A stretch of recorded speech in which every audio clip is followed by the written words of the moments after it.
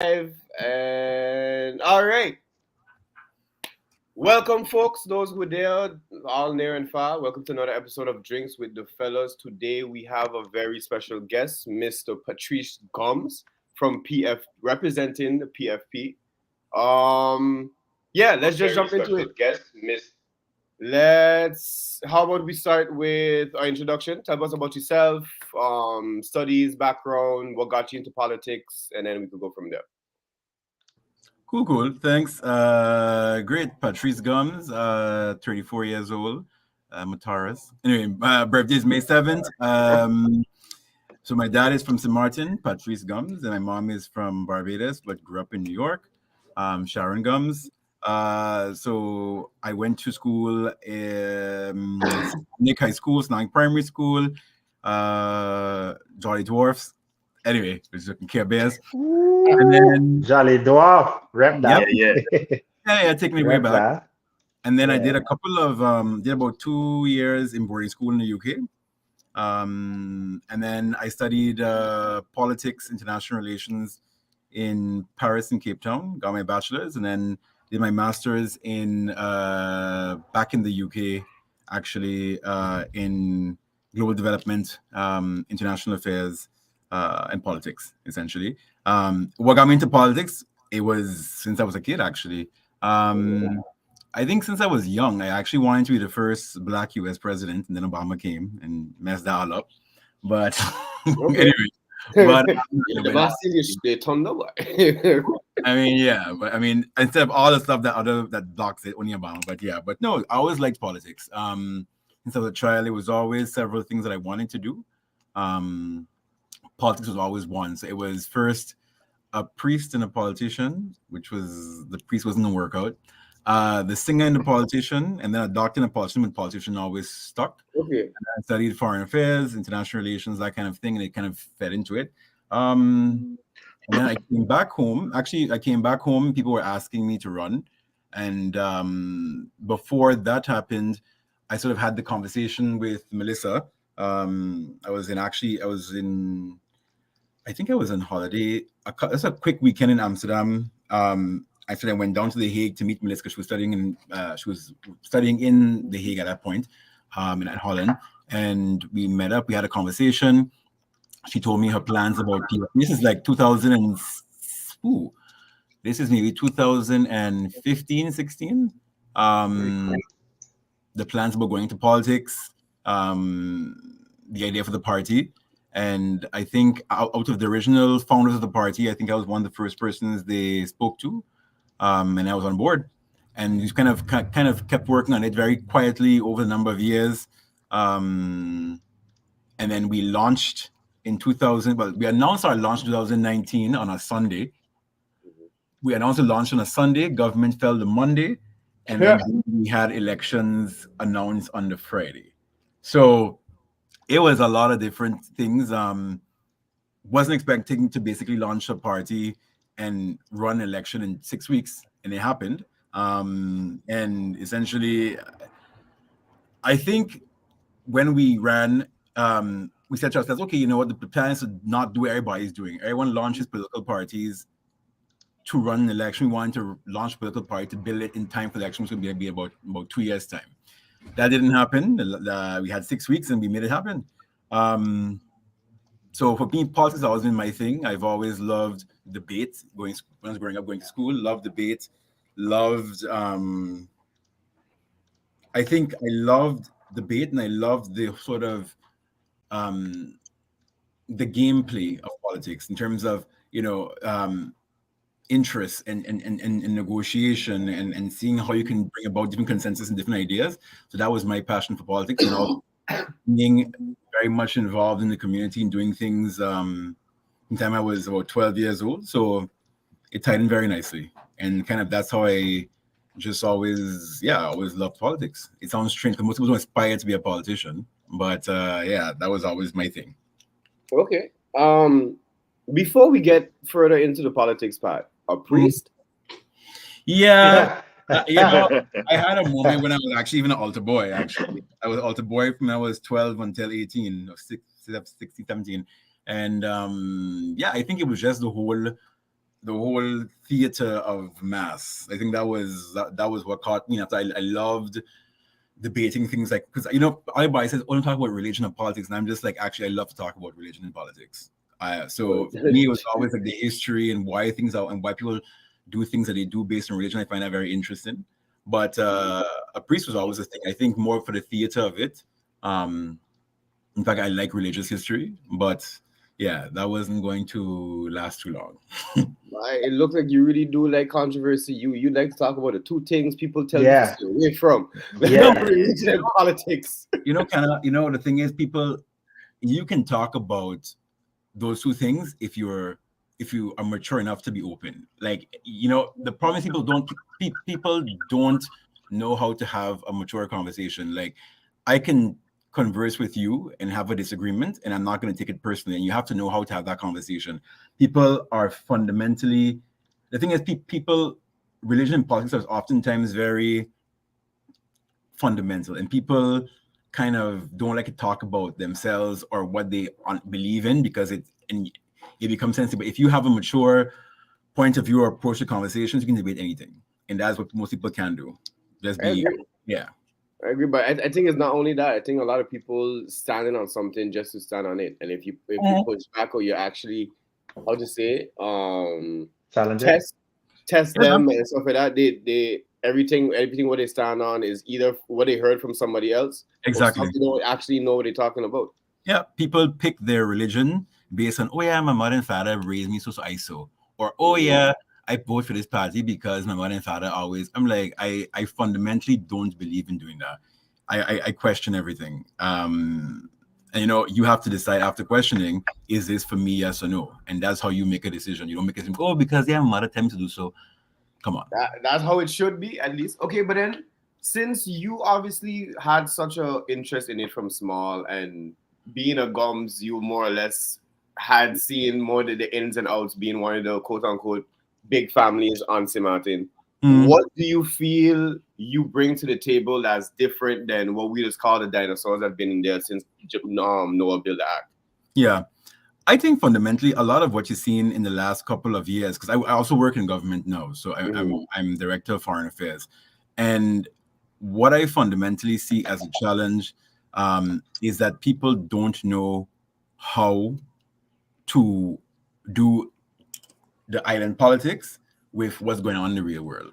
And I think everybody is very much in the day-to-day of what's going on in St. Martin, and think that that's what needs to be focused on. If you want to get elected, fine. But how do you translate politics to find people internationally to make your goal achievable?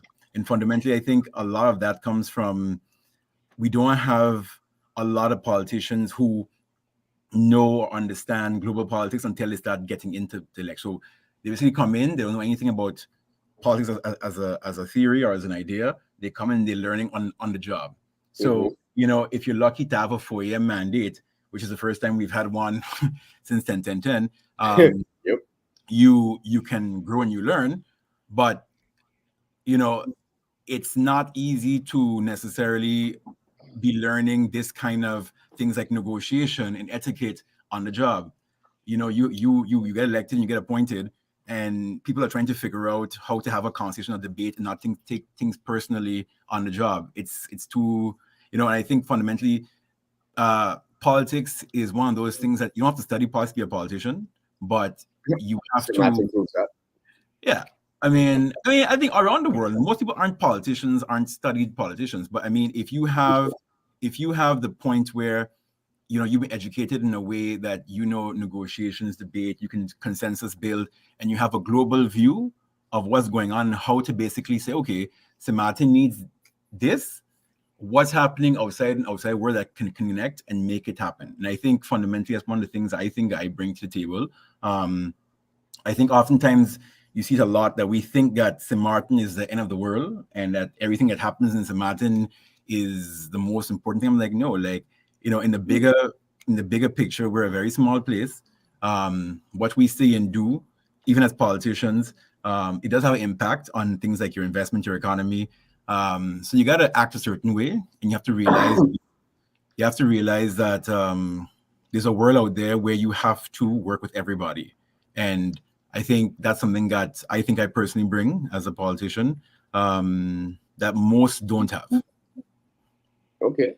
Y'all got any follow-up question, fellas? Because I could just keep going. No, man. He's very thorough with his answers. Well. I don't know how you're gonna take this question, but one of the most important questions we did ask first and foremost. What are you drinking? Listen, right now is a lot of water because last night we drank some water and Just second. it's water today.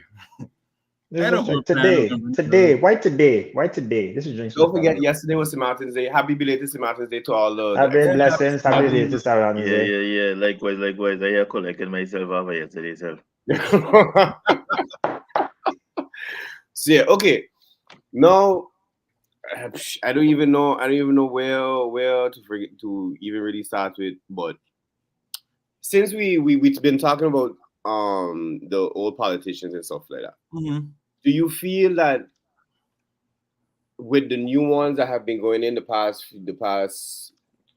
few years, yourself included, that there has been more a shift towards the younger side of the island, of the community, as in more younger people getting involved in politics, or you still see it more as a old folks game?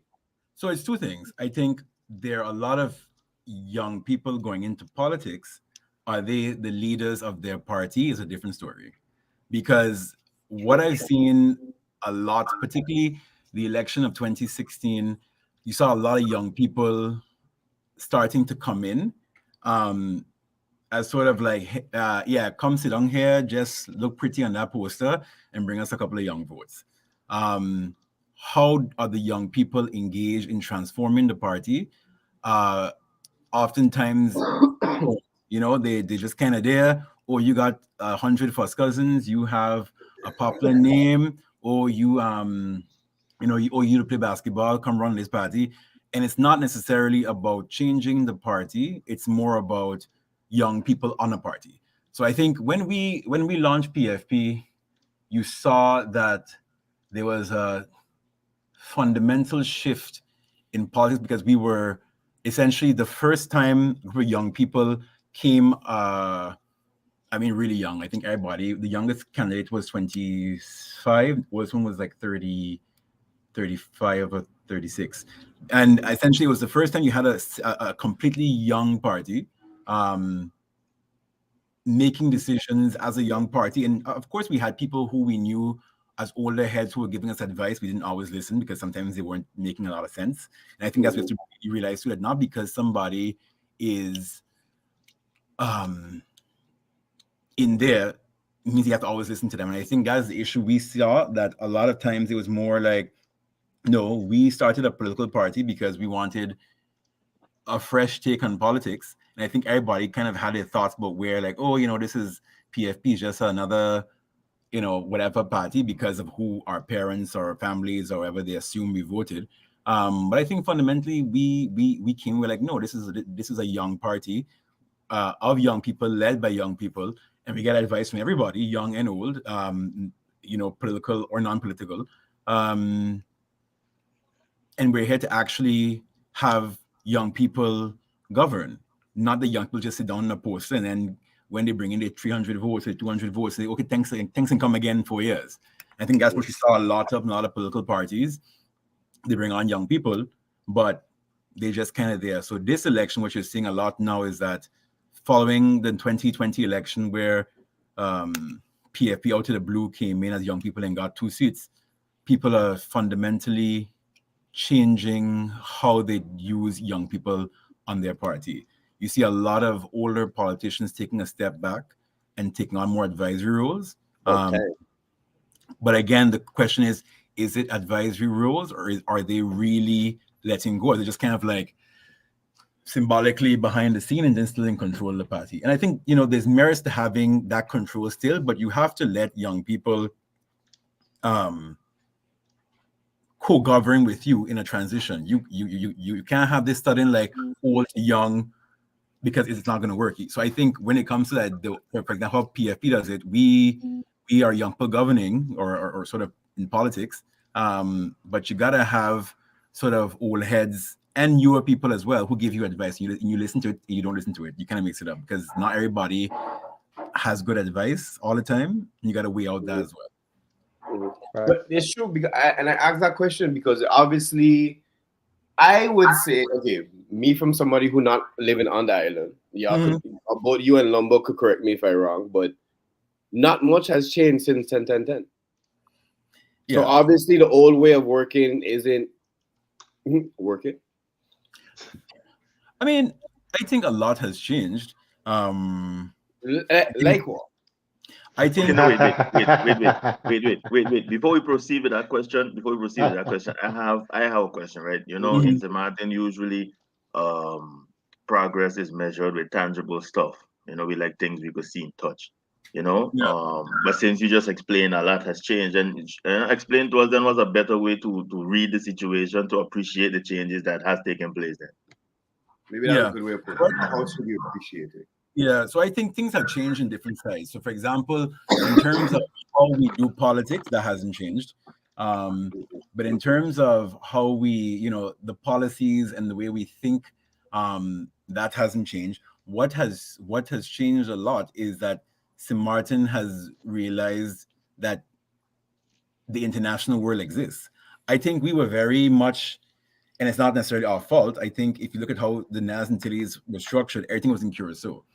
And St. Martin had the buff of Curacao to the real world. So, things like, for example, taking loans and realizing that, having to think about how the impact of a war with Russia is impacting our money. St. Martin didn't have to deal with that. It was everything was decided in Curacao.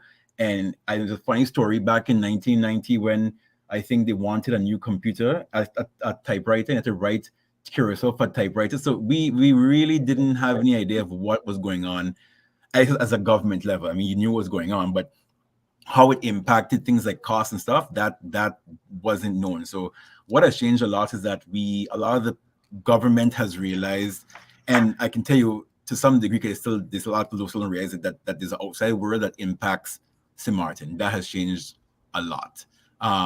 Realizing that, and I think what's changed a lot too is that social media has made government very much needing to be accountable. Because by the time long time ago, you in government, and something happened in town, and it takes a whole lot to get to Colby.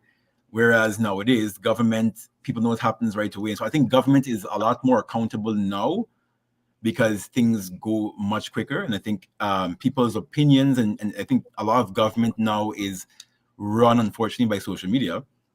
And I think that's changed a lot in terms of how St. Martin has had to govern in a real world without ever having to do it, but also now on social media. But in terms of how things work, I mean, we still have the same policies. Our building codes in 1939. Yep. So, our roads fundamentally are not for a car. Our road is for a donkey and a horse. Our tax system, we actually had to rewrite the tax system recently to allow the World Bank and UNOPS to come in. These organizations that came to St. Martin after Hurricane Irma. And we got assistance from the Netherlands, and we had them our taxing, and they were like, this tax code, we can't help you because this whole tax system is from 1970s. Actually late 60s. So they were like, there've been amendments here and there, but the basis of it is a 1960 something tax law. And they were like, how are you all operating? So a lot of things we have to address. And I think St. Martin has a lot of work to do in that sense. But I think it's a challenge too, because at the same time, you are expected to follow all these international rules and regulations with a civil service and a population that doesn't know how to do it. But then what would be your suggestion to get the population up to that level then? I think, and we said as a party, we said a lot, education is very key. And I think if you look at St. Martin, sort of historically, education was never really given the attention. It doesn't give the attention that it needs. From a point of view of history, St. Martin didn't have, so in the Caribbean as a whole, normally you have a lot of trade unions that sort of demand more in education and stuff like that. That happens in the 1920s, 1960s. We never had that. We basically had Cuba closed down. St. Martin picked up Cuba's tourism. We became rich overnight. So education was never really a way towards development. It was just, oh, Cuba closed down. Let me bring in all the cruise ships and all the American tourists here. So I think education is the way that we have to go, because fundamentally, when I read a lot of times people's comments and people, their government to people relationship, it's very much client based. So, oh, I voted for this person because they're my cousin, or because, oh, their mothers buy mangoes from me. So it's really tribal, which is fine because it's a small island, but at the same time, for St. Martin to go where St. Martin needs to go, in this world, you need to sort of let go of that tribal politics and realize that you have to have people who actually know how to govern in the real world, not small island politics.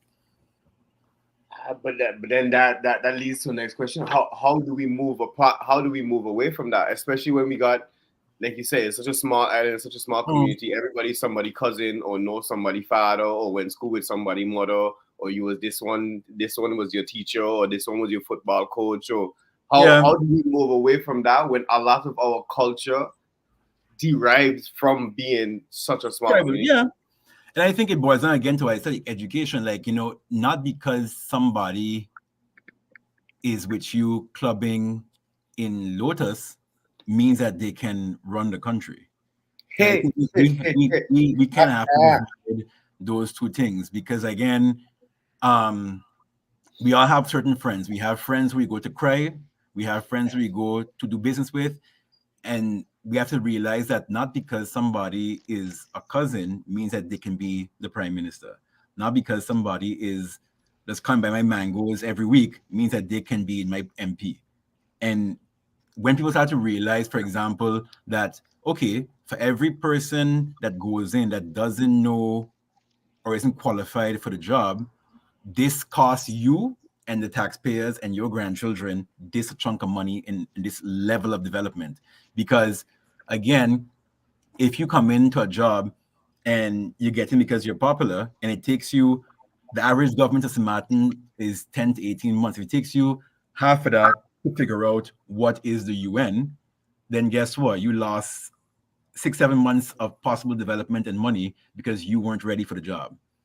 And we really have to stop electing people who are not there because they're popular. And I mean, I don't vote. I've never voted for anybody because they're my cousin, or because, oh, they like me, or I don't. But again, the problem is that we have created a system here where if I don't know you, or you don't know me as a politician, you won't get anything. So we have to change that system as well. And I think that's what PFP talks about, quality of life for all. I create a system where you don't need to know me to benefit. And that's a problem. If we have to let go of this whole thing of, if I like my cousin, I can get a piece of land or I can get a job. No. If you elect somebody who can actually do the job and create a system where, you have a decent salary, a decent living wage, a system in government that works, you don't need to call anybody and be like, listen, do me a favor here. My daughter need a job. No, your daughter can get a job by applying and being qualified. Not that because you know me, you're getting a job, or not because you have a low minimum wage and you don't get in a cabinet if you support me, and you don't get all of a sudden 6,000-7,000 guilders. And that's the problem you have, is that this continuous thing of keeping the people down so that they vote for you, because they know that if they vote for you, they're gonna progress, and that's the problem. It shouldn't matter who's in there. It should matter that it's a system who created that everybody can benefit. And that's the thing is like you said earlier, it's become quite the opposite. It reached the point where it's like almost any political St. Martin is not any different to any other countries out there. We have the system right now is catered and benefits a select few. Yeah, but I think the thing is too, and the smaller the country, and I mean, it happens everywhere where they have this sort of, I need to know you to get through kind of vibe.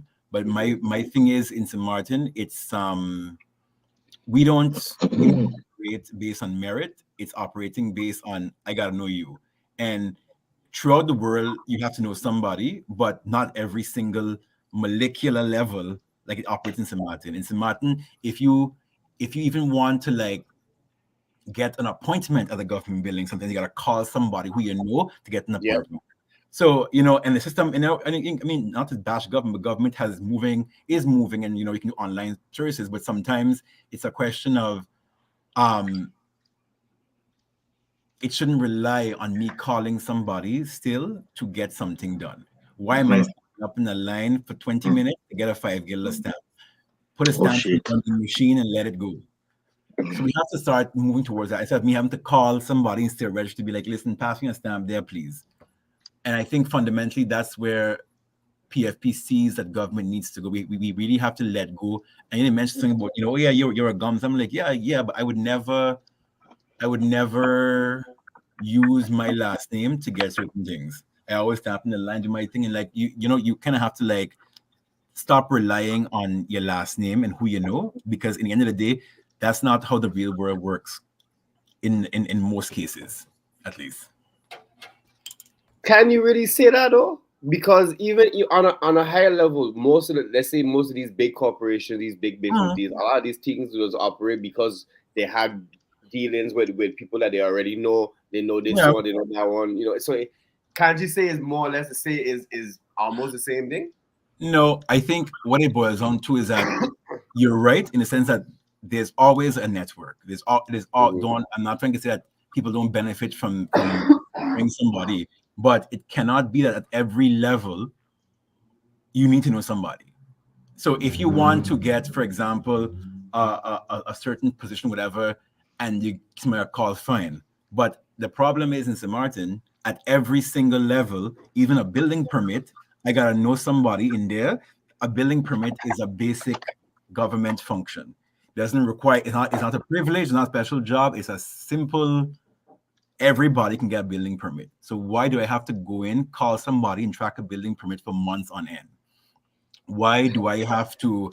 So just a question about realizing that, you know, around the world, even including St. Martin, yes, networks are important and you know, who you know matters, but it cannot be at every single level of government. You need to know somebody. That's crazy. Yeah. Unfortunately, that is the case. I wanted to go into something you a topic you was kind of going into earlier. You was talking about St. Martin's role in the Caribbean and things like that.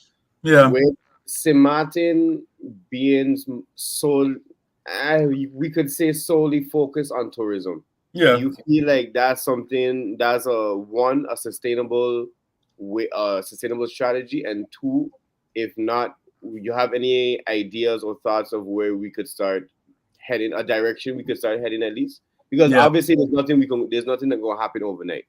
No. And with us not being able to produce something ourselves and things like that, we're gonna have to a process going to have to be thought of and gone through. Do you have any ideas where that's concerned?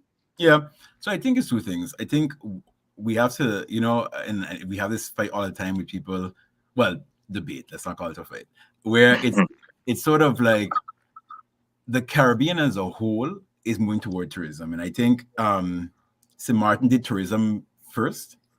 Not the first, but one of the first to really embrace tourism, but then also cruise tourism. The reality is that everybody in the Caribbean is now doing tourism. Everybody has an airport, everybody has a beach, everybody has a seaport. What makes you different? And within that area is how St. Martin has to redevelop. Because again, I had this conversation where, you know, we're trying to be St. Bart's, we're trying to be Miami, we're trying to be Orlando Disney World, and we're trying to also be Las Vegas, all on a 16 square mile island. Forgetting the other 21 square miles that we have to also incorporate, and also forgetting that competition within this very small area is better if you actually collaborate. So I think within tourism, you have to redevelop how we do tourism, because we compete a lot with the Caribbean. I think we compete a lot with St. Kitts, Anguilla, St. Bart's, even the French side we compete with. There's a growing move towards collaborating, but that collaboration usually means, okay, let's all just share the costs for a tent at a trade show. That's how we collaborate. But we're all offering the same exact thing. And I think, how can we benefit each other and complement each other and what we have. So, for example, St. Martin has the casinos and the nightlife. The front side has the food. Anguilla has the beaches. How do you package that to essentially make it more collaborative and get more bang for your money? So, developing within redevelopment of tourism as itself, but also moving away from tourism at the same time. One of the things we're championing, and me personally, is that you have to look at how you can make that bridge between education and things like agriculture and tourism. So as a party, we really promote a lot STEAM. So STEAM education is basically science, technology, engineering, arts, and mathematics. And we have a candidate, particularly Luciano Nichols, who is the champion of that. And fundamentally, it's looking at how do you make education relevant to 21st century. And one of the things that I want to do as well is linking that to my platform for agriculture. How do you link agriculture to STEAM? So, for example, we're not going to all go into agriculture all of a sudden overnight. We way beyond that in St. Martin. We got to stop telling people we're going to make agriculture. Things not going to happen. How do you make agriculture 21st century? Looking at things like hydroponics, looking at things like, for example, vertical gardens, and sort of streamlining that sector into making it more professional, making attractive people to come into, and also to how do you then streamline that back into your tourism market. So agriculture can feed things like your culinary industry. St. Martin is really big on food. So in creating an agricultural sector, you also then turn back and feed back into your tourism sector. And I think fundamentally, everyone you currently see is doing those things in isolation. We have Teat is doing this, I'm doing that, but then how do you bridge those two? And I think that's where that connections are coming to. You have to kind of see how you can bridge tourism with everything else you're doing, because tourism is not going to change anytime soon. So looking at how you can create industries within the tourism sector, so agriculture, for example, that's the one I'm really pushing a lot on, is one example of one of the things I think you can do to create new industry, because tourism is not going to go away anytime soon. But how do you take advantage of a system that already exists to create other industries as well? Yeah, no, I that's a pretty good answer. And along with, like, okay, so for example, I've been thinking of, like, St. Martin has, like you said, to the help of social media, been getting a lot more exposure to the world. Mm-hmm. There's a lot more ways of getting income through social media. So, for example, these influencers and the programs and stuff like that. We do have people on St. Martin, born and raised, that out there in the world doing fantastically great things. I know that in a word, leave me alone. But it's doing great. It is a word. Oh, it is fantastically. All right, I learned something. Yeah.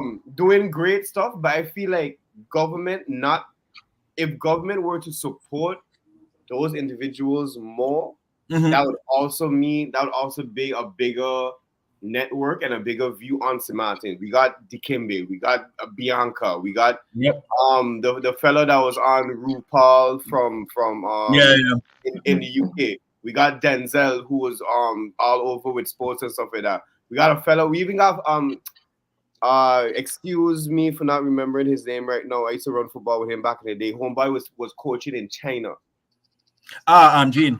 Gene, okay. Oh, yeah, Gene Guru. We got people doing great things. So why are those people not pushed in the forefront even more? Not only to support them and all their goals and dreams, but that also benefits St. Martin. Yeah, but I think you have to prioritize, not you as in you. Government. Country, you know what I mean? Government has to prioritize. At the end of the day. So what happens now is the following. You know, people ask for government for a subsidy. It's reviewed and you're given a subsidy. Okay, great. How does this subsidy actually impact, implement, or support my governing agenda? So if I go into government and I have a party agenda, they have a coalition agreement, and that becomes your governing program. Okay, you come with a subsidy request, fine, but government doesn't actually monitor currently any of the subsidies that they give out. So they give a subsidy, and half the time people don't give you a report. So how are you using the people's money to effectively do whatever you want to do? And also, too, what is government's actual priority for things like the arts? And that's a problem you currently have. Like, for example, I was thinking on championing as well. A lot of people are doing the arts, so dance, singing, whatever. and it's treated as more of a hobby than a profession, or particularly something that you can go lifelong on St. Martin. So government has to prioritize that and realize that, okay, this is our priority, our plan for this, and we're going to subsidize this because part of our larger plan, not just subsidize it because, oh, we gotta get elected next year. And I think linking it's called essentially policy-based budgeting, linking what your priorities are, what you want to do to your subsidies and how you support the government, that doesn't happen. If you look at how subsidies given out, they're just given out basically as like, oh, okay, you want subsidy, here's some money. But monitoring and evaluation while enhancing reports, and also to how is this subsidy being given going towards a long-term plan for St. Martin. So for example, one of the things I talk about a lot is you're supporting the arts, not necessarily as a hobby, but as something to do as a career, and also for a more holistic human being. Because at the end of the day, studies have shown as well that if you support the arts and do the arts for a long amount of time, you have a much more well-rounded and balanced human being. So how does government see, for example, things like mental health? How does government see things like the arts? And these are all things that you have to do as a benchmark to prioritize how you give subsidies. And that's how you give priority and you highlight. What happens now is that everybody has to kind of do it on their own. And then what happens, nobody supports them. And then when they become big, oh yeah, this is person from St. Martin. I mean, half the time, a lot of people who go out there, a lot of people who are in the arts, they have to self-fund everything themselves.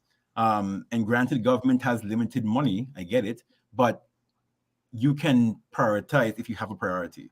If you have a goal, and we don't have a goal. So I think in terms of your question, Tim, how can we actually support? It comes from having a government that has an idea of where they want to go, and not just govern for today. I think a lot of times we're governing for today. But from what I understand from what you're saying as well, we also don't really, I don't think it's from what I understand, we know this, but we don't really have a checks and balances system either. No. Like from how you say there just now, you get a subsidy, but nobody checking where the money going, how much going, and exactly who the one that running it. So yeah. Has this always not been in place, or was there something in place before, but because of the different governments being in and out, it get lost in the sauce? So fundamentally, since we became a country, there's been no reporting done to anybody in terms of what they use subsidies for. They can choose to do it, and most of them don't because a report is more work.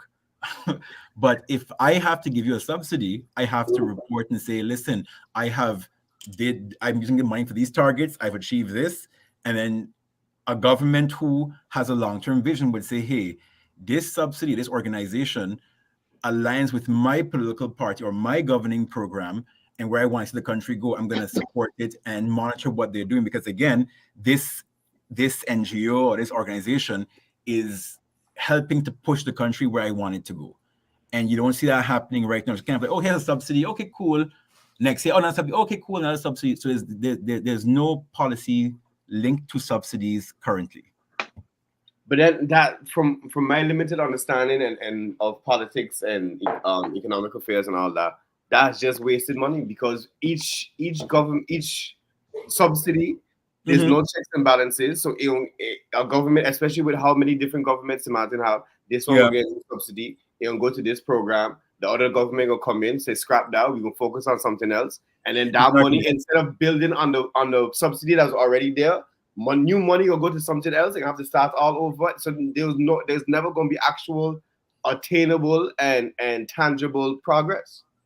The thing is, what's happening now, and I mean, not to say that the organizations are not, because there are people who are getting subsidies who are doing well, but the problem is linking the monitoring of it towards government policy. Because, for example, Bianca, BB did dance school, for example, and it's basically a lot of dance schools are subsidized or get a subsidy, and they perform and they put out good people who can dance, who can sing, whoever. But linking it back to data, and that's why you have to do the monitoring and evaluation. That's why the report is needed, to say, okay, listen, like this person did XYZ throughout the whole year, and it's linked to what I want to do as a government, and that's how you create and support industries. We have a lot of subsidies for people who are doing agriculture, for example. you give them some money, but okay, you're giving them money for what? What are they growing? Is what they're growing something that we can actually use and push? For example, during COVID, my family started buying chickens. We were bored at home. We bought chickens and we started to, have eggs. We can apply for subsidy, for example. We don't. We're not officially with a family having chickens. But again, are you subsidizing something that's my personal interest or the country's interest? So government has to realize, why am I subsidizing this? To get a vote or to create an industry that is needed for the country? And then that just goes back to the rabbit hole. It depends on who you vote in for and if their things align and all that kind of things like that. But fellas, in the meantime, Just awful, man. anything else all you wanted to go into quickly? Because I could continue going. No, man, we are on a roll, man. I on a good roll.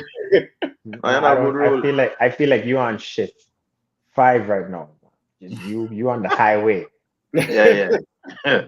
Yeah, he on it. Oh, with everything. Okay, so basically, long story short, there's no checks and balances when it comes to the data that's supposed to come back from these subsidies. How can that be changed? Is not my next question. It's simple, mandatory reporting.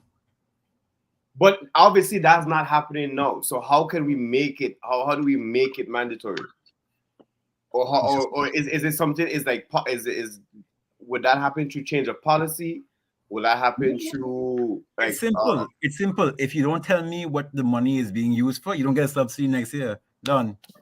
Yeah, there has to be consequences. Without consequences, the rules you're putting in place. But you need somebody that's going.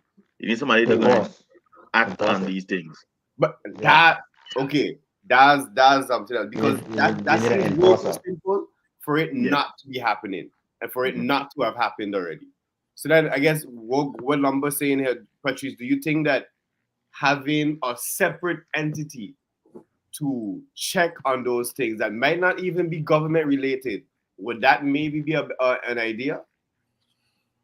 I don't even think it's that complicated. I just simply think that if I don't get a report at the end of the year, you don't get a subsidy. It doesn't have to be. You don't have to create a whole subsidy, a whole other body to monitor these things. If I don't get a report as parliament or as a minister to the subsidy I gave you, 100,000 guilders, whatever it is, 50,000 guilders, even 5,000 guilders, how did you use that? What did you attain? And what is your ultimate goal? And did you attain it? What are your initiatives?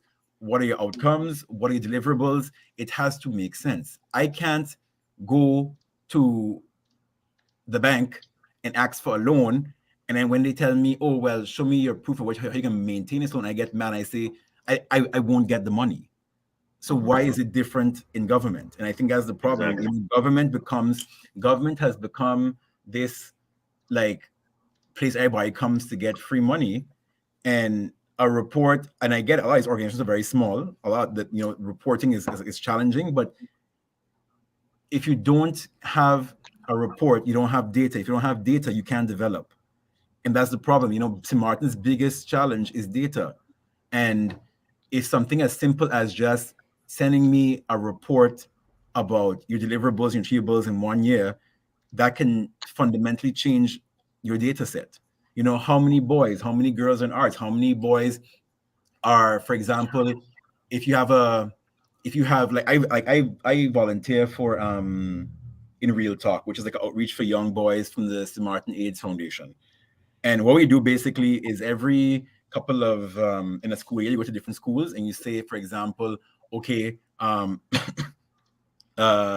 you link sexual health to life goals and how it impacts and kind of where you want to go. And you essentially telling boys to be responsible sexually because it impacts your life.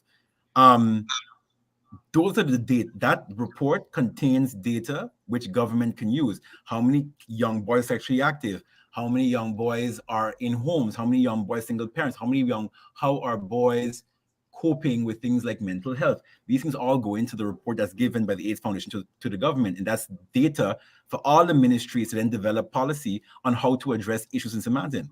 But if you have the bulk of people not reporting, how are you creating policies in government? What are you addressing? And that's where you kind of have to go. And it's simple to say, if you don't give me a report of what you're doing with my money, you can't get my money. That makes a whole lot of sense. But Yeah, then, that's okay, real simple. That's real simple. Really, wow, really is really okay, but go based off of that. Since we more or less talking about accountability, Mm-hmm. how can we keep the ministers and the members of parliament accountable other than just voting for them? Because more or less, they're the ones who be setting up the program. They're the ones who supposed to put into law or into how to say in the process that manual reporting has to happen or there's no subsidies Yeah. again. So how do we hold those ones who make those decisions accountable? So I think it's several ways. I mean, one is election. If people don't do anything for the time of the day, you vote them out. But less drastically, you have parliament. Parliament is who keeps ministers accountable. But you have to have members of parliament who are also themselves accountable. So, for example, we had the situation where you can't legislate character, and at the end of the day, you have to want to be accountable, and it's a question of parliament can call a minister in. There's also now what's called a question hour that happens where you can update your minister of the parliament. And I think too, you have to have a strong civil society. I think fundamentally people don't themselves hold their people accountable. So, for example, we engage politically for election and we disappear. PFP, for example, had a lot of town halls and events throughout the past 4 years. People didn't come as much as we thought, and we were campaigning. Was like, oh yeah, make sure you don't disappear. Be always present. Yeah, we're all going to be present, and we hold events, and no one really comes out until it's election time because people don't engage.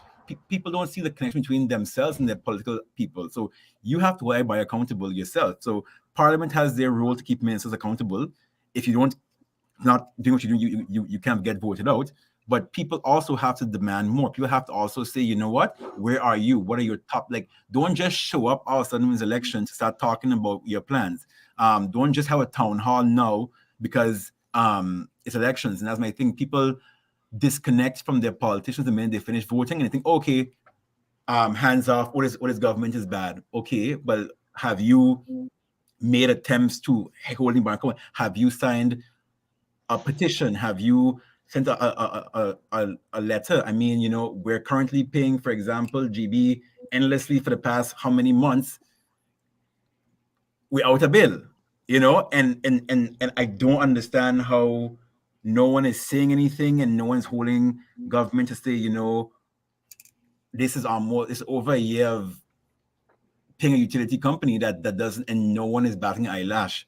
And I mean, as we have 2 MPs in parliament, there's only so much PFP can do because, for example, PFP tried to hold people accountable when it came to the situation of the Ministry of Rummy.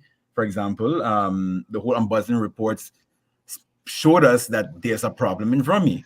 And PFP did a motion of disapproval to send home a minister. With approval to basically tell him to clean up his act and sort things out.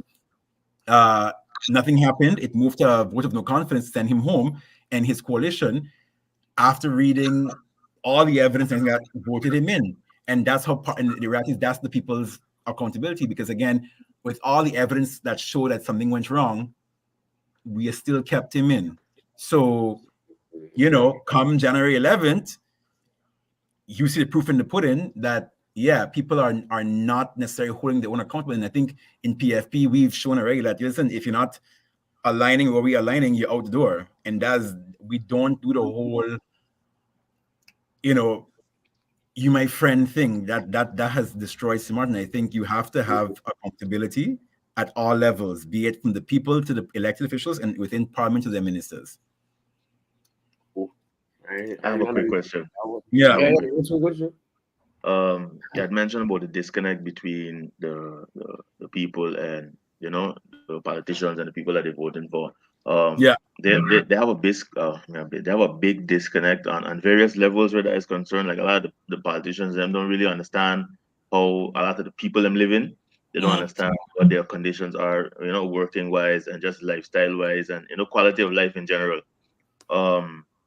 So why is something you think that we could do or use or start to practice to kind of bridge that gap so that the conversations you guys having could be, how you say, more realistic or more informed than just based on one or two people that that you say, well, okay, I know these people I'm living like so and so, but you really don't know how they live, because you ain't really drive, you don't gonna little dark alleys there in Dutch Quarter and them thing to see what going on like that. Why something we can do to bridge that gap? So I think it's about engagement. And I think fundamentally, you cannot, it's two things. So we are very much about our education. So a lot of times throughout the past 4 years, we've had a lot of info sessions about different things, taxes, voting, just people don't understand, and it's not their fault, is that there's a disconnect historically. People don't understand different parts of government. So as a party, as a government, you have to kind of do a lot of outreach, but you also have to come off of your high horse and come out to your office and in the trenches. When we were campaigning the last time, I remember I came back to a certain area after elections. I was like, oh, you came back? And I was like, well, yeah. And they were like, you're the first one to come back after elections. Nobody comes back after they get a vote. Everybody gets a rental car. They go through all the neighborhoods. They Microwave, fridge. The fridge, microwave, brown paper bag, you want to call it. And they don't show up after. And you kind of have to, and that's the role mostly of the MPs. The MPs are the ones who are the people's voice. So you have to constantly engage. You don't just go to your neighborhoods in election time, and bridging the gap doesn't need a lot of structural anything beyond outreach instead of like a lot of info sessions, but you kind of have to also connect with people. As an MP, your vital role is to touch base with your constituency, your voters. So you really have to go out and talk to people. So as an MP, you have to really look at how you can reach people. And I think too, one of the things that the current parliament has, and we've spoken about it too, because that's something I want to challenge to champion, is how do we strengthen the communities? And fundamentally, you have a lot of communities in St. Martin that don't have community centers. And community centers also Oh, well, yeah, I live very fancy. I don't have a community center either, for example. But I mean, how do you effectively use community centers and communities non-politically, because it's very political how it's being used now, to get people's concerns to parliamentarians? So revamping how we look at communities, not to be political sort of political outlets for politicians, but to actually use them to bring petitions, information to the parliamentarians, and depoliticize. Sorry, Patrice. One second. Lumbo, you could continue with the rest of the questions. I kind of got a quick emergency I got to deal with. Yeah, sorry sure, to no problem. No problem. So I think it's basically how do you engage your communities and your community centers to do the work and collaborate with your MPs. That doesn't happen right now. I think too the problem is too, like, you have members of parliament on community councils as well. That has to change. You cannot fundamentally and objectively handle concerns of all the people if you're on a particular community council most of the time. So depoliticizing things like community councils, they have to do the work in terms of bringing intel to the MPs. They shouldn't be used as political, lobby groups for certain politicians. Yeah. And I have a question that I thought Kana would ask a little bit sooner about the CARICOM. Yes. I have quite a few people that asked me about CARICOM. I don't know if you'll give a brief explanation about what it is, what was the role of it, in general, how does it benefit St. Martin, and what can we use it for? Yeah. So actually, so CARICOM in short is a organization of all Caribbean countries, mostly the former British colonies, now the CARICOM Commonwealth countries.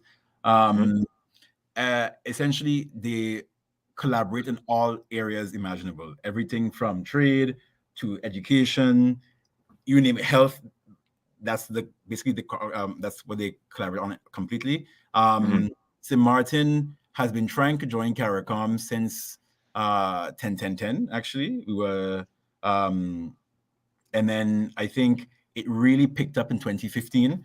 We had a mission because as foreign affairs, that's what I do essentially is do a lot of that relationship between different countries and organizations. Yeah. So remember, we're trying to become a member of CARICOM. But interestingly enough, St. Martin not being a member of CARICOM because we're English speaking has always been involved in CARICOM agencies. So we all do see, most of us did CXC. He went to Dominic. That's the CARICOM program. The Ministry of Finance uses, for example, a tax and fiscal group, CARTAC, for finance. CARFA, VSI uses CARFA for health. So we do a lot. SEDIMA with disaster, so that's AZ, General Affairs. So there's a lot of interaction with CARICOM.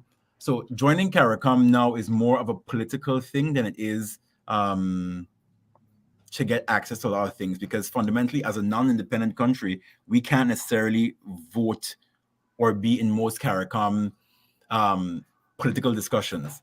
And also, we don't trade at St. Martin because St. Martin's a completely open economy. We don't have, we don't have import duties, for example. So negotiations around taxation, etc., isn't going to be relevant for St. Martin. Curacao, for example, they have they trade.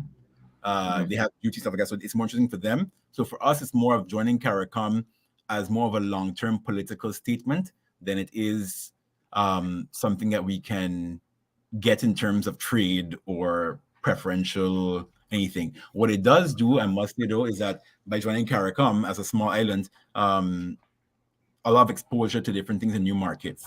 So that's potentially interesting, but it's also hypothetical. You know what I mean? Like, not guaranteed. Yeah. Okay, and with those, like for example, with those small things, that you said we could reach out to from other islands that we're getting exposed to. I always had I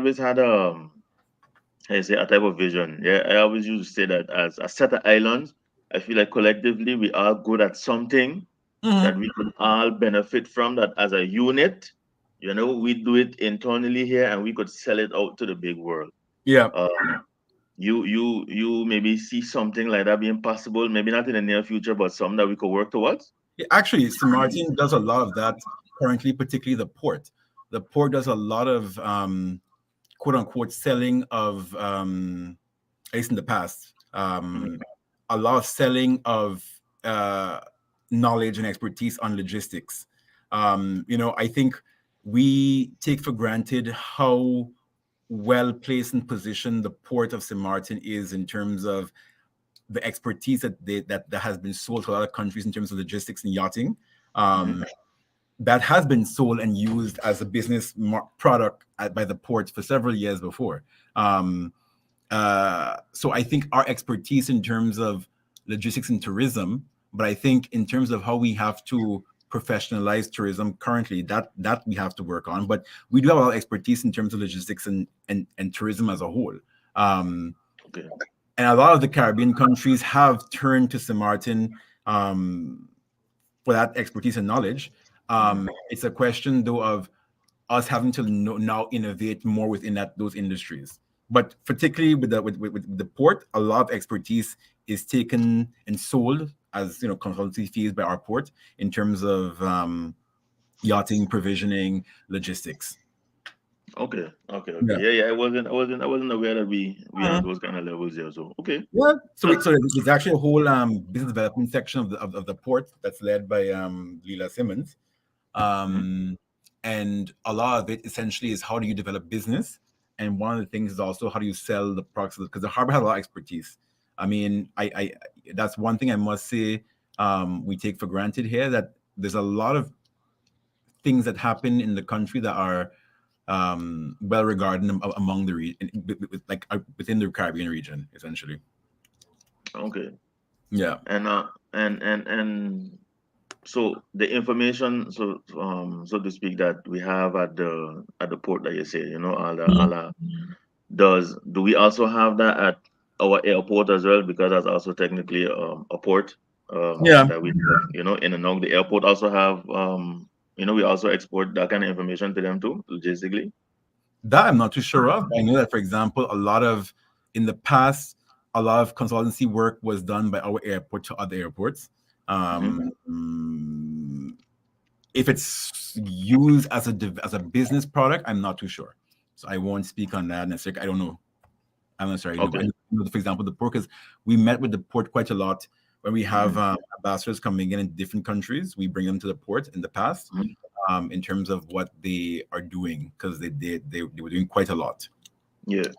Yeah. Okay. And you mentioned that the airport is also consult for other outside airports and those things, right? But When I that was doing I don't know. I that, you don't know. don't know. Yeah, I know Okay. that the harbor does, but Yeah. yeah.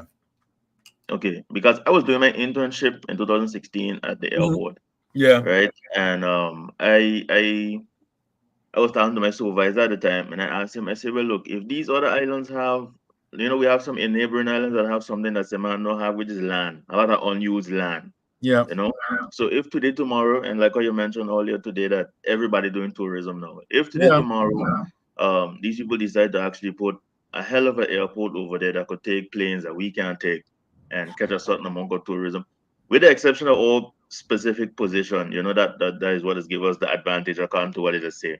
Yeah. um wouldn't it be wise for, let's say, our airport and them things to be a part of these other countries growth in tourism, so that then we can also collect from it? Yeah. So, for example, and you're right, because if you look, for example, at Anguilla has never had an airport that could take sort of large commercial planes. Anguilla has now developed and expanded the airport to the fact that American Airlines is landing in Anguilla. St. Yeah. Martin is supposed to be the hub for these countries. So with Anguilla developing, St. Kitts having increased airlift, JetBlue, American, they've all started coming to St. Kitts in the past couple of years. How does that impact our hub function? Because Mhm. we're supposed to be a regional hub. So the reality is, one of the things that I find interesting is that St. Martin has not, as a group, for example, the airport to the port, looked at investing in other airports and develop and sort of determine their growth. So, for example, Schiphol Group, which is the one who is also now invested in the airport of St. Martin, Yeah. if you invest in another airport, you essentially can play a role in determining how their development goes and how big the airport becomes, so that you have a complementary. So Mhm.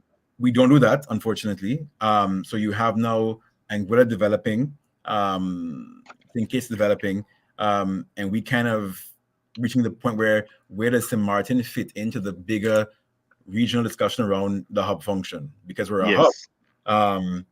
and we're not necessarily doing much to make that hub actually happen. Because the hub function for St. Martin happens because nobody had an airport. But how are Yeah. we politically supporting or creating policies to make that hub function happen? We don't. Mm. And that's the problem. Yeah, I because I had that question to my supervisor, and I couldn't really get no clear answer. No. But I And I think, understand now. yeah, I think it boils down to, for example, you have a foreign affairs office in St. Martin, which is supposed to be equipped and doing this type of lobby and negotiating work, but you don't use them that way, to sort of reach out and build those bonds and friendships. Because again, we do it on our own if we have the time, but what is government's policy towards a certain country? That's lacking. It's kind of ad hoc. And I think, we can create the policy, but then again, is the policy listened to? Are you listening to the advice of what I'm saying? And I think, around the region, we don't necessarily engage where we're supposed to, Mhm. because we don't necessarily have that bigger vision, and we don't necessarily, in turn, then support the departments in government that can actually facilitate that happening.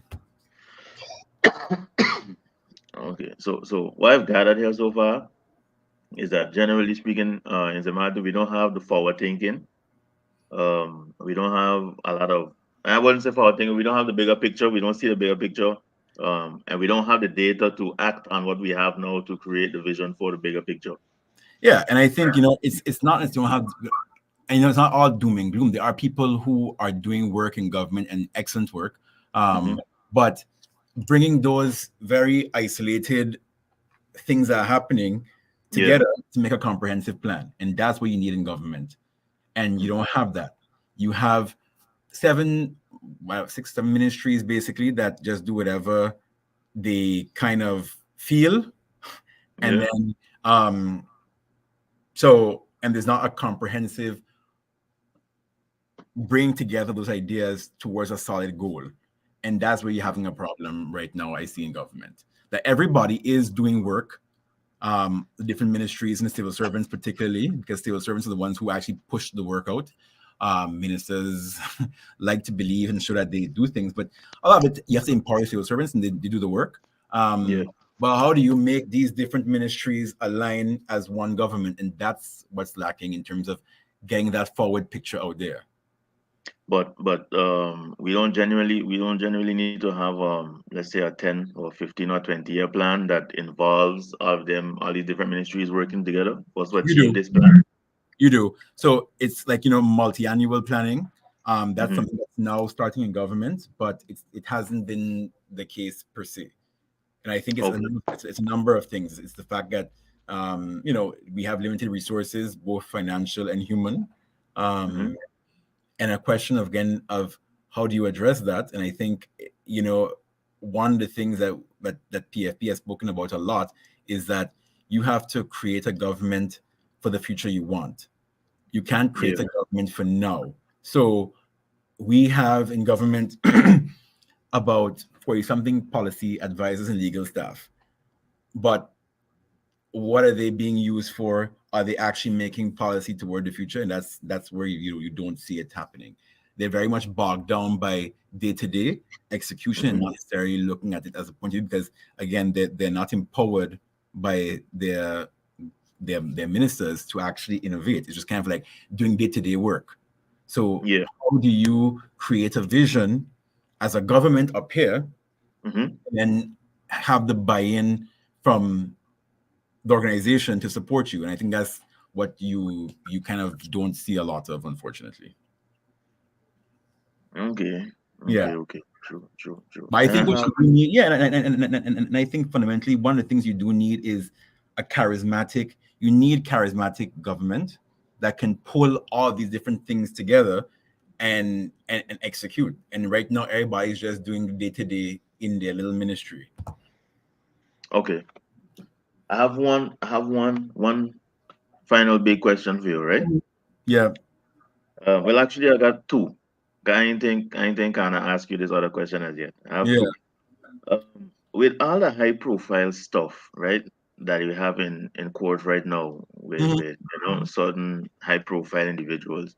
Yeah. What in general is government's take on these things, seeing that some of them working in government, and how do they plan to really, apply pressure to kind of keep these people to take away then it look like this is happening by free will. This just happening, people just doing what they want. How can we, or how is the government going to go against those type of things to kind of tighten the rope on them? So you mean in terms of the corruption, or in terms of people talking about government? So the corruption in general. So I think fundamentally with corruption, and I think I always tell people, corruption is everywhere around the world, and it's not as St. Martin is more corrupt than any place else, but St. Martin is very small, and corruption is very hard to prove, particularly because corruption can be very much something as simple as not putting down the government car in the evening and taking and going out with, so what is corruption? That's one. But at the level at what you're talking about, the political corruption, and it goes back to what I said earlier about people don't realize that when you are constantly in the media around the world, not for what you're doing in terms of innovation and making your country better, but what you've taken from your country, that's a problem. So I think fundamentally what we see a lot now of what's happening is that when I go abroad for work, working in foreign affairs, people are always like, "What's going on, St. Martin? My God, you guys are really like, is everybody corrupt?" Or it's like, "Yes, my," and it has a, and people laugh about it. They're like, "Oh, he got in jail. Oh, he saved money." I'm just like, it's funny, haha, here, but your perception of as a country is deeply impacted by half of your electorate having a court case for corruption. And my thing is, in our law, you can sit down in parliament, depending on the crime. You're either removed from parliament or you can sit out your parliamentary term, depending on what the crime is, for 4 years. So how can I represent a country and a people in parliament and I am under investigation for fraud?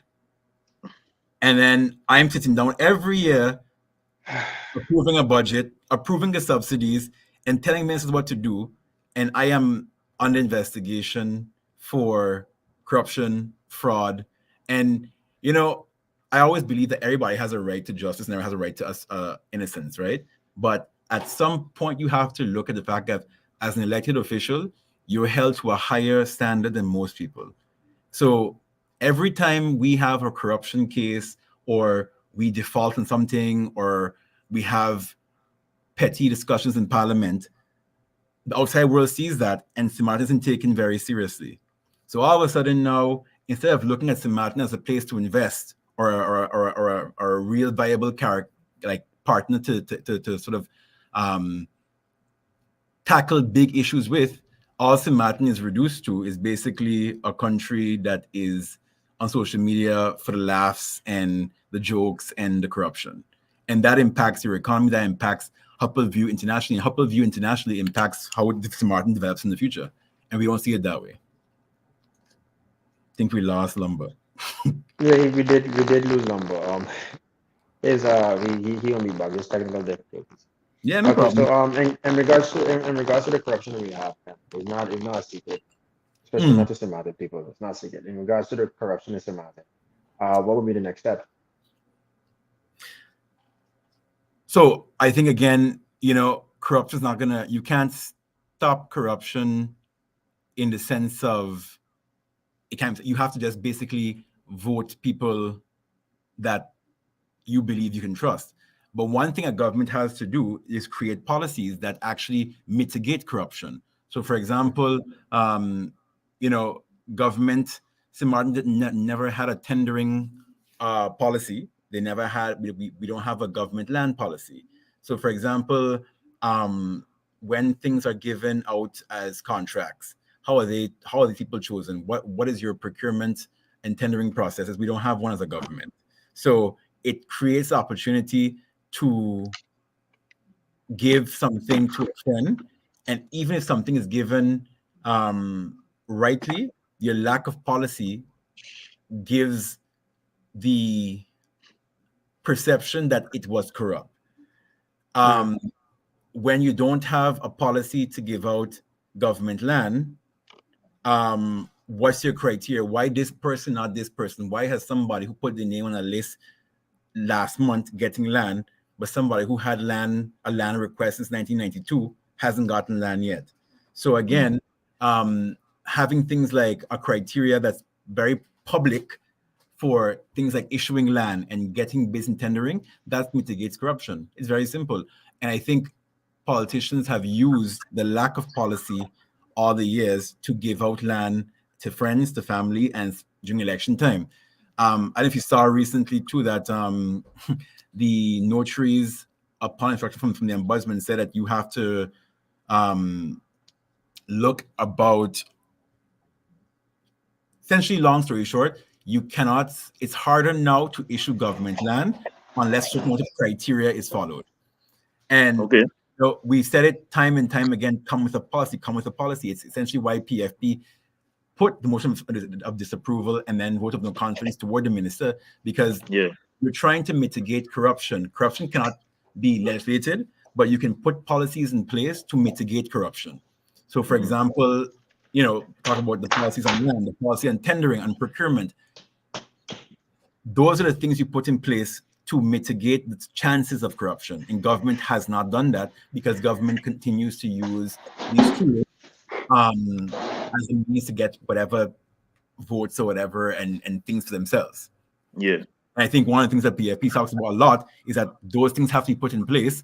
Otherwise, we're not going to government with you. We have to fundamentally change how we look at things. I mean, not everyone wants to get government land, fine, but what are the policies and the criteria? You want this contract, fine, these are the policies and the criteria. And that will stop a lot of the corruption you see currently, or at least the perception of corruption, particularly internationally. Because the more corrupt you look as a country, the less investment you have. The less investment means the less money in the country. That means the less roads get fixed, the less schools get fixed, the less education can innovate, and the less money can go towards, for example, healthcare in a decent hospital. So all of these things sound big. We have to realize that the small things we do impact everything else in St. Martin. Yeah, it's like a bold way perfect. Yep. Yeah. Okay. We have a question in the comment section. Yeah, or no? Yeah. You as long as you're back, you're back. Yeah. Thanks. Yeah, we have a question and a comment, a concern and a question. We see during public meetings that MPs are sleeping on the job, misbehaving, and excessively absent. This is non-exemplary behavior. What form of disciplinary action would you propose? Yeah. So one of the things actually that Melissa, our party leader, has proposed is the code of conduct for MPs. That's something that has been missing since we became a parliament in 2010. And of course, she's pushed it because fundamentally PFP started as a party that wanted to elevate how we do politics and governance. The code of conduct has to be put in place. She's championed that since she came into parliament 4 years ago, and she does not have the support from the coalition government. It's nothing that's a priority for them because, again, a code of conduct regulates things like speaking to each other, how you behave, and how you come to parliament. But of course, if I know that I, for lack of a better word, don't give a shit, I don't want a code of conduct to regulate me in parliament. I want to sit down there, I want to collect my salary, and I want to go home every afternoon at 4:00 in the afternoon. So, it's a question of the first thing to do. We have to get that code of conduct for parliamentarians in terms of how they behave and how they conduct the people's business. And I think PFP has been talking about that. Melissa has championed that. And, with a PFP government, you're going to get that. And it's the first way to get everybody in line. Okay. We have had when we first started the podcast in our earlier episodes on Facebook and Instagram, we had a big discussion one time about what is a local. Yeah. Right? And the biggest part of this conversation where we got stuck is, do we consider the South American countries like Guyana and Suriname Caribbean as well? Yeah. And also, I wanted to know what your take is on these two. Yeah, to me they're Caribbean. So we have this long story with we're a part of our association called Association of Caribbean States, and basically it's the only organization in this area of the world where everything that's Caribbean comes together. So everything from Mexico down to about Colombia, and the Guyanas, so to speak. They're all a party of this organization. But again, it becomes a question of what is the Caribbean? Is the Caribbean a geographic area? So meaning that everything that is the islands, or is the Caribbean more than that? Because, for example, if you go to Bermuda is not in the Caribbean at all geographically, but the culture is very Caribbean. Some parts of Central America on the Caribbean coast are very Caribbean. So again, the question is Caribbean a geographic thing, or is it a cultural thing? And to me, the Caribbean is a cultural thing. I see the Caribbean basically as, if you have experienced this sort of turmoil of slavery into post-slavery and the sort of Colonialism. colonialism and the linking of all these new cultures in this area called Latin America and the Caribbean, so to speak, you see a lot of commonality in what is the Caribbean. I think too, we look at culture very much like isolated. Culture is very fluid. I don't see culture as being something that is set in stone. It's not in a book. Culture transforms over generations and over time. And culture shifts over different areas. So I think for me, they're the Caribbean. I think there are some countries that have more similarities in each other. For example, St. Martin and Anguilla are more alike than Colombia and St. Martin. But most of northern Colombia is very much Caribbean. The people are mixed the same way. The people have the same idea of what carnival is. The people have the same idea of similar foods. So to me, the Caribbean is a cultural thing. It's not a geographical thing. And I think to answer your question about what is a local, I think it's one of the most controversial topics in St. Martin ever. And one of our candidates wrote about it actually recently, David Solomon. He wrote about what is a St. Martiner. And I guess there's two things. He essentially wrote in it that if you are, I think we can stick to the very strict definition of a St. Martiner in terms of the traditional families, so to speak. Yeah, but they're very limited. You know, most people in St. Martin are foreign. So what is a St. Martiner is gonna change the more and more we develop. So David in his writing said basically a St. Martin is somebody who fundamentally looks out in the best interest of and for St. Martin. It sounds very, you know, idealistic and sort of like, oh, okay, that's a political answer. But in the end of the day, we have to realize that yes, there are traditional families that exist here, but you cannot build a strong nation by isolating and throwing aside the bulk of your population. And I think for St. Martin, in terms of how we develop, we need to look at how we incorporate everybody else, because if we don't incorporate everybody else, they won't give a shit about what happens in St. Martin. So for example, like I remember growing up, everybody was like, oh, this person's a Haitian name from St. Martin. Okay. The bulk of our population today, a large chunk of it is Haitian nationals. And of that, most of them, we have about 15% of Dutch population is Haitian. Those are persons who actually have a Haitian passport.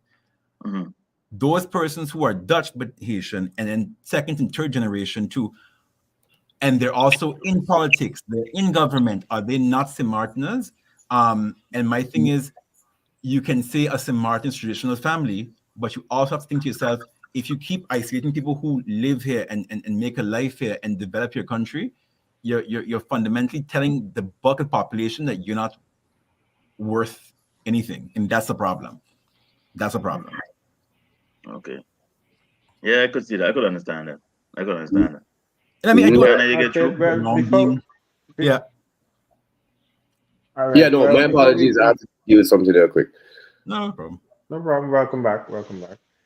Before we go further, like everybody to I'd like everybody to know that we're very grateful for y'all coming in. Thank you for joining Drinks with the Fellas. Don't forget to like, subscribe, and share, especially like. I seen a good bit of people watching, but not as much likes under the video. Please do us a favor. It's going to help with the algorithm, especially since Mr. Gums here is doing a wonderful job on this interview. Because for sure. I'm very informed now. I feel like I got to put on my glasses, you know. So I feel like the likes have to go just as high as Gums. So with that being said, yes, let's proceed. Lumber, can I have any more political questions, or you want to ask anything? let me. Lomo gonna know where I going with this question. We get the professional stuff out the way. I can ask my asshole questions. I think that's what he was just answering. But go ahead. No. I ain't talking about the smart. No, I mean the other one with the region one. I can ask my asshole question now. Yeah, I just did. He answered that too. Oh, he answered that too. Oh shit! He Wait, answered it too. That was a Recap. semantic question. No, the one about the South Americans being also Oh yeah, Caribbean. yeah, no, yeah. He Yeah. answered it too. I got hear that again. I have to. Sorry, I have to hear. I have to No hear that problem. again. I mean, long story short, I was just telling them essentially they were like, "Are they Caribbean?" I'm like, "Yes." I think the Caribbean can be defined in two ways. Is it a geographical thing or a cultural thing? And for me, the Caribbean is a cultural thing.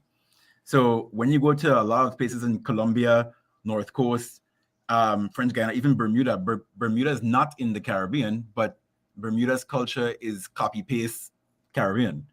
Some differences here and there, of course, because they are affected a lot by the Carolinas, but the Caribbean is a feeling in a culture. It's not a geographical thing. So, for example, two of you live in the Netherlands, but you're from the Caribbean.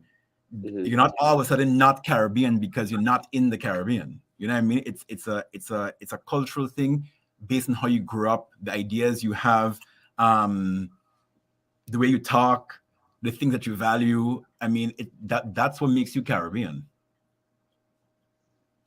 I'd accept that. I'd accept. Yeah, that's okay for you.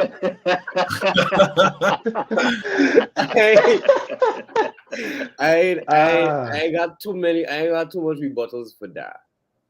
But for me, I don't know. I find some of the arguments, at least I feel is nonsensical to me. Like just because we share how does what the actual A colonial history? Yeah, just because we share colonial history don't mean that because we had the same colonizers mean that you part of the Caribbean. And that's a No. lot of the how to say the arguments that they be using and this CARICOM thing. So because of something, how does a group came together and be like, yeah, we're gonna bring all you into, like, all of a sudden y'all feel like, are you from Caribbean now? So I think, for example, depends on where you are from in the Caribbean, you have an idea of what being Caribbean means. So, for example, I will tell you, like, my grandparents' idea of what Carnival is, when they were growing up, Carnival was a Roman Catholic holiday. We walk through the streets with a candle and you're doing like a lot of stuff before Lent. That has fundamentally changed in the 60s when we went and copy pasted the Virgin Islands Carnival. And all of a sudden now that became Caribbean. But my grandparents are from the Caribbean. Is that their idea of what is Caribbean culture and what is the Caribbean shifts. And I said earlier, for example, culture isn't something that's stagnant. Culture evolves and culture shifts and everything like that. So, for example, if we in St. Martin think Caribbean means soca and calypso, Dominican Republic thinks that Caribbean is bachata, merengue, and so to me, it's your idea of what Caribbean is based on where you're from, but you can't say that I'm not from the Caribbean because the things that I know to be Caribbean are not my idea of Caribbean. But Caribbean as a whole has a very shared similarity based on the history, unfortunately, of colonization. Because if I go to somebody from North Coast Colombia, they're very different than somebody from the interior of Colombia because they're more, for example, European. If you want to say Europe, because I think too the idea of what is Caribbean and this whole idea of being indigenous, and I'm just like the Caribbean is a created and forged culture of different people, and it's not some indigenous culture. The idea of being Caribbean is something created out of colonization. So what it means to be Caribbean is dependent on where you are and also the sort of the experiences you've had. So I think anybody who is in this region that touches the Caribbean, so to speak, has been in fact impacted by slavery and sort of that whole history of plantocracy and then sort of the post-colonial and whatever. that's a shared Caribbean entity that you can't negate. Unfortunately, you answered that question quite well, so I have no rebuttal. Oh, Lord. I have to be honest about it. I have no. The devil's advocate has been silenced, people. Mark the day. Mark the day. Mark the day.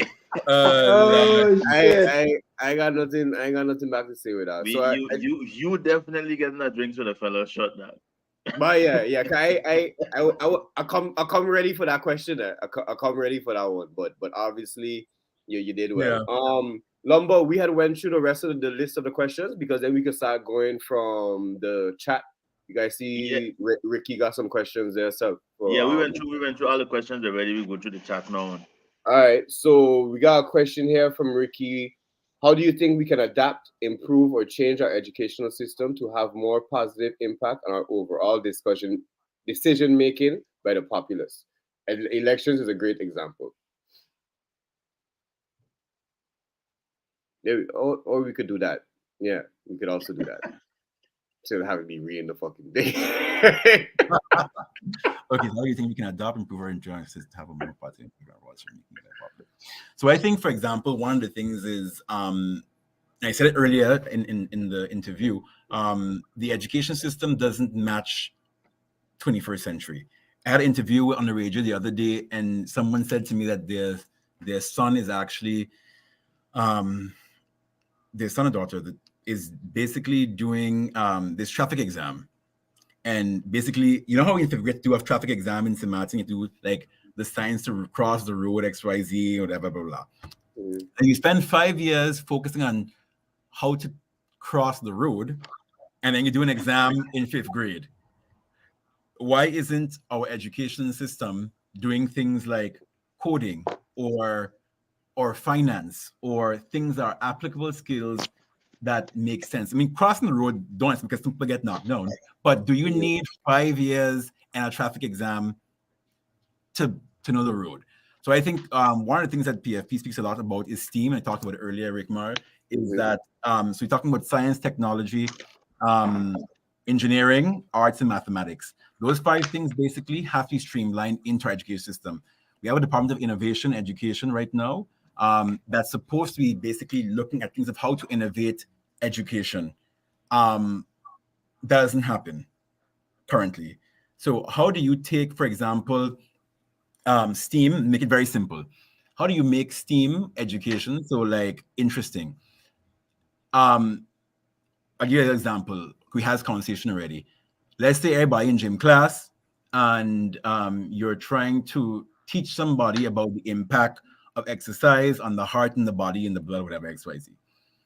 What you can do, hook up a monitor on all the students during the gym session, and then you show that inside and saying, okay, this is how your body is reacting, and showing the person exactly what's happening in their body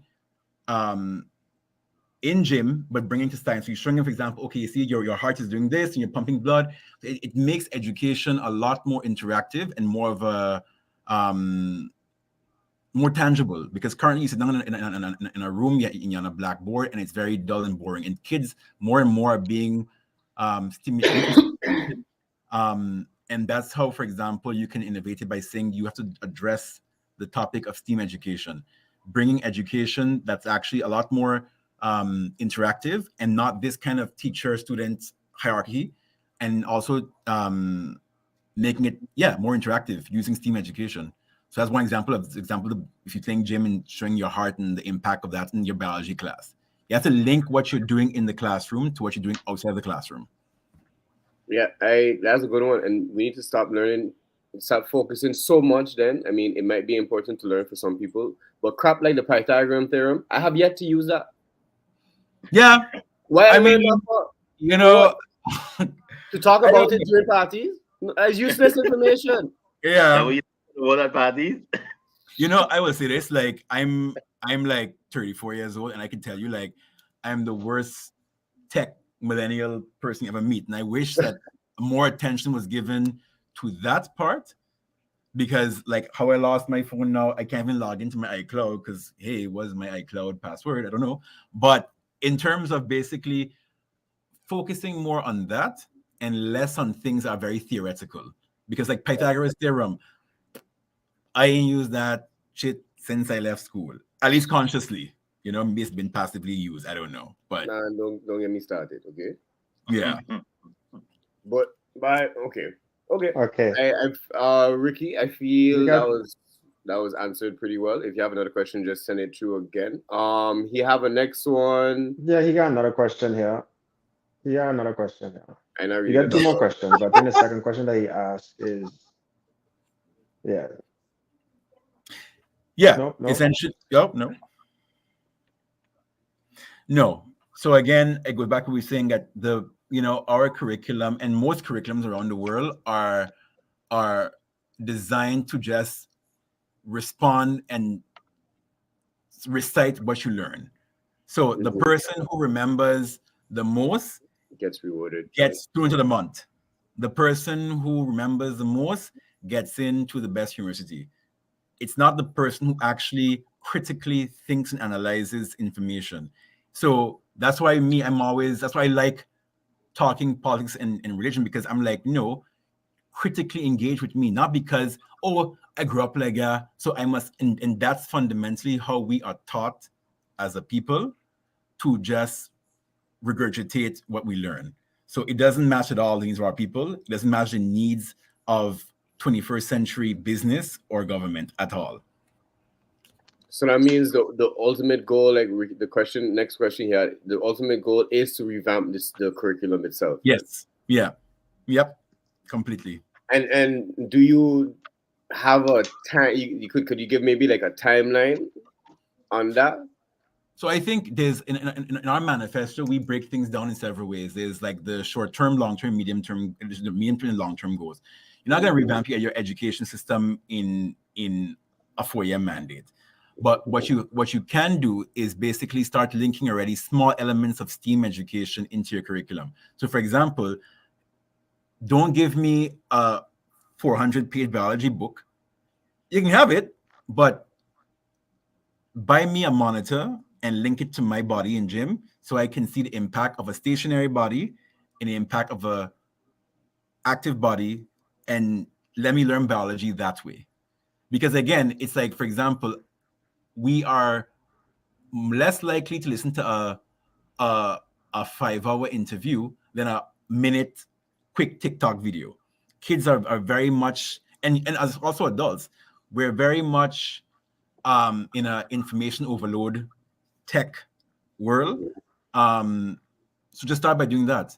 Just start. You can literally buy something to monitor my heart in gym and teach me biology based on that in 1 calendar year. So that's the first step to implementing STEAM. And that can be a pilot project, and you sort of roll that out into your medium and long term. Cool. But then, how going into another question, Ricky? Yeah. Jesus Christ. Going into another, we have the more on the ones for the one above sign over the MPC one. How is it? Would it be more or the responsibility of the teachers to like go to the government or go to the school board or to go to the Ministry of Education, like, look, the curriculum we have is outdated. The stuff we did, like Ricky even said, saying there's no Caribbean history taught all, or if so, very minimal. Is that the responsibilities of the teachers to go and ask and protest about? Is that something the students and the parents have to go and do? Like, where does it even start? Yeah, so I think, as a teacher, as a student, as a parent, you can complain, but ultimately curriculum development is your ministry's core task. And we have a Department of Innovation that is staffed by one person. So how much can one person be expected to innovate with limited budget and resources? So I think the issue becomes, if you want a Caribbean history, the thing is, step one is you have to create a curriculum and have it accredited. Because again, curriculums are not necessarily isolated to your country. You know what I mean? USM, for example, is a university, but it's not. It's accredited by other universities because we don't even have a tertiary education law. to recognize a university. So we have a university, but don't recognize university in our law.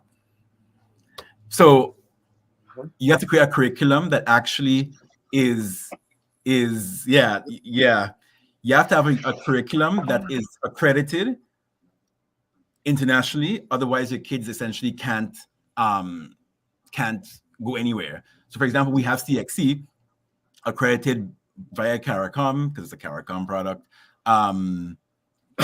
in St. Martin. But if you want to have a St. Martin-based history class, for example, you have to create a curriculum that make sure it's accredited to other countries as well. Otherwise, you're gonna have people who can't go anywhere with the education system. Interesting. I did not know. Yeah. You can't have, I mean, everyone talks about, a Caribbean, a St. Martin history. I'm like, okay, but then empower your civil servants who actually his job is to create this curriculum along other stakeholders, get other stakeholders, this all school boards have to be involved. And then when you have this curriculum, you have to have it approved and then accredited across different institutions, regionally, internationally, to make it worthwhile. I did the IB program in boarding school, for example. That's accredited worldwide. And that's how you kind of have to make sure your whatever you teach your students, they can actually use abroad. Otherwise, they're just going to have it in St. Martin. But then it would still take a lot of, because it doesn't make sense to, like what we've been doing, copy and pasting things from our system, from other islands or from other regions, when we missing the core, when we learning a lot of their history and a lot of their culture and stuff like that, when we missing a whole gap of our own. How can we, on an educational level, bridge that gap if it's not being provided, if that source of information not being provided by the government, let's say? Yeah. So for example, I can tell you how I did it in IB. There's a list of required readings you have to do in I've spoken about this, to a sort of a Caribbean canon of literature, for example.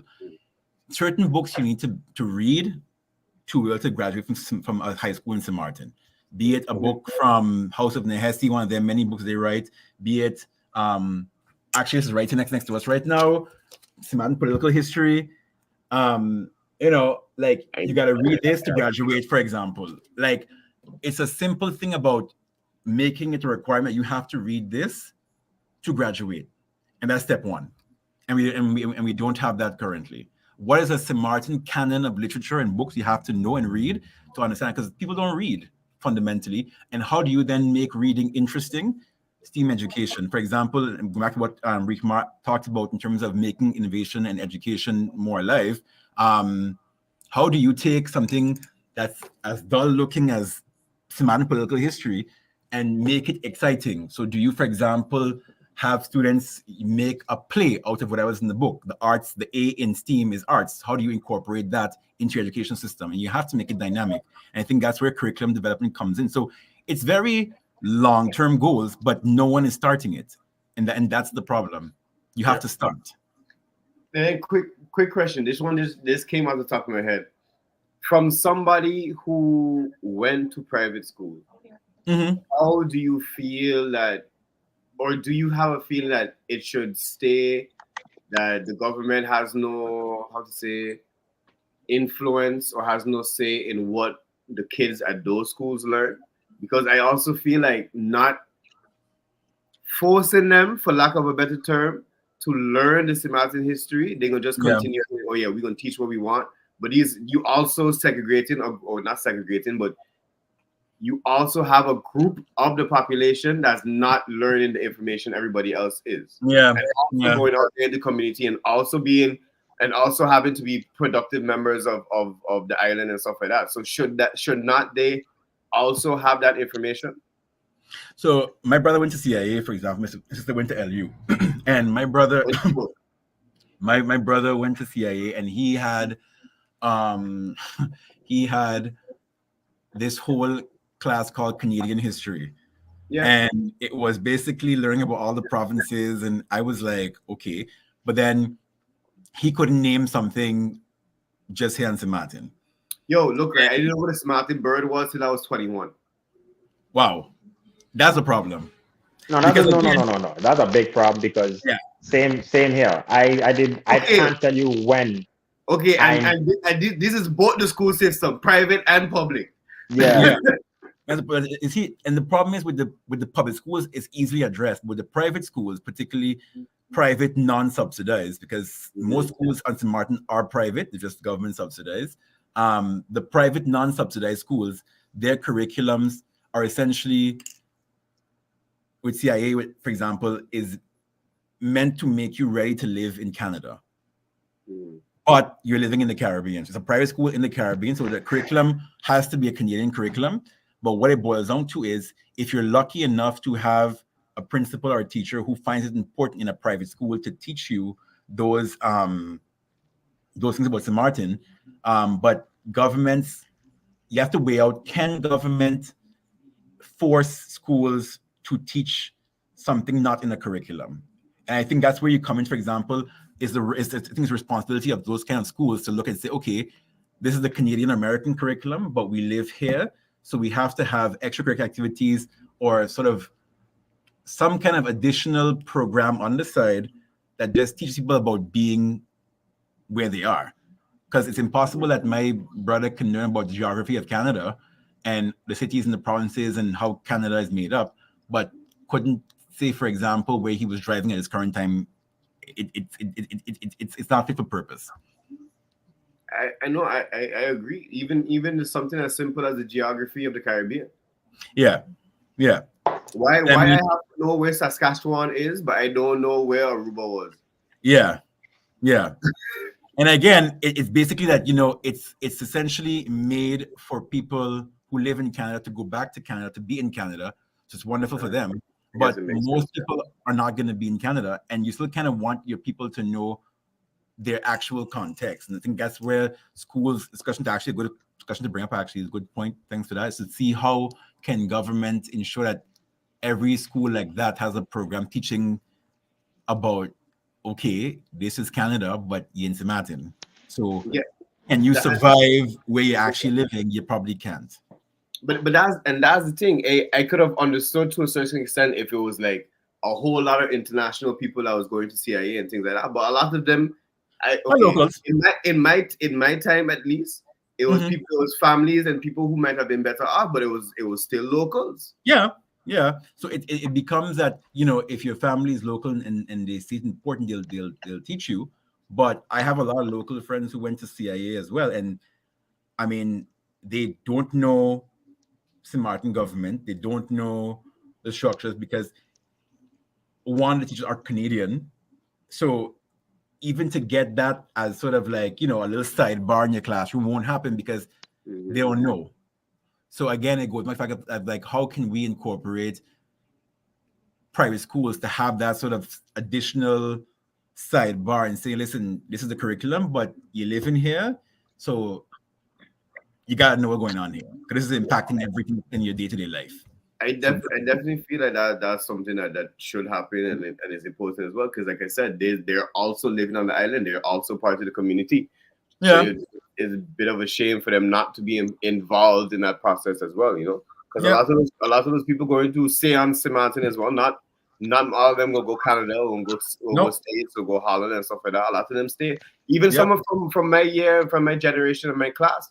A lot of them still on St. Martin, never left after we graduated CIA. Yeah. So, I don't know. This is just I guess a personal question from somebody who also went private schools. Yeah. Another interesting question here. What else? If those schools are subsidized or recognized by government, they absolutely can create policies around it, but are they willing to let the school close for non-compliance? I don't understand the last part of that question. Are they willing to let the school close because they're not cooperating? So essentially, she's asking that that and she's right. If you're subsidized by government, government can tell you what you have to teach, so to speak. But then, if they don't do it, are we going to close school or not? And I think fundamentally, that's where you go into sort of example checking that's the role of the inspector of education to basically ensure compliance with whatever government mandates. And I think government wants to very close to schools because most schools are private. The The only public schools are, Orania, Genevieve the Weaver, Montez King. Those are the private schools.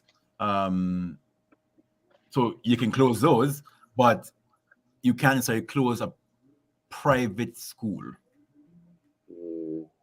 They didn't try that with LU and lost? Something like that? I don't know. It was around COVID time. Some of the schools there tried to force close for everyone. Yeah. It was on COVID time and they lost, right? I think it was, what government lost, you meant? Yeah, government lost.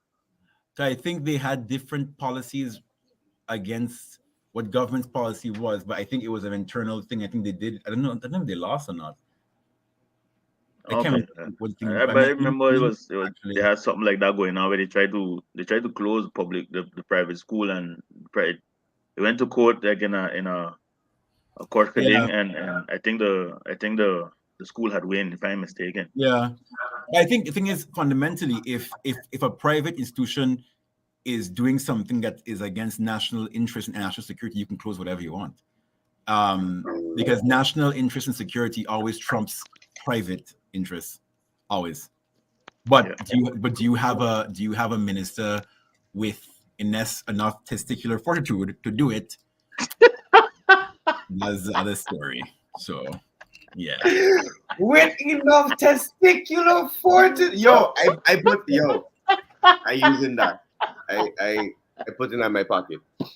Wow. Oh man. Yeah, I mean, it all boils down to political will. A lot of what goes wrong on St. Martin is the lack of political will and this need to be liked and loved and elected.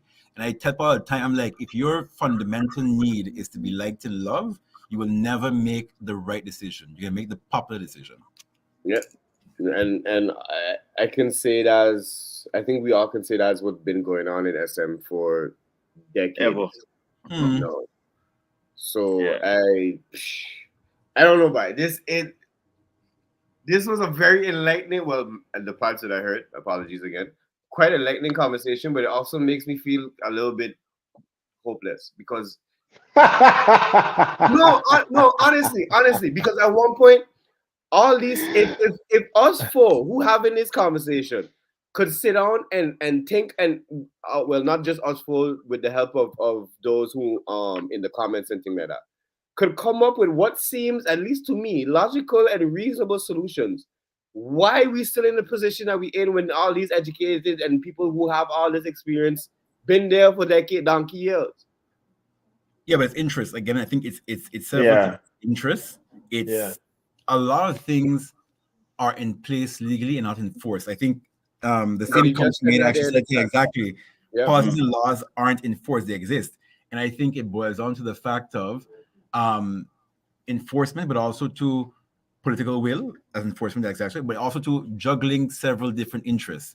Because again, if I need to, for example, create a zoning law and not have people build into the hills, I'm gonna make the environmentalists happy, but I'm gonna make the contractors not happy. So, you have to have a vision of what you want and run with it, and fundamentally realize that you cannot make everybody happy, but you have to find the middle ground that benefits most interests.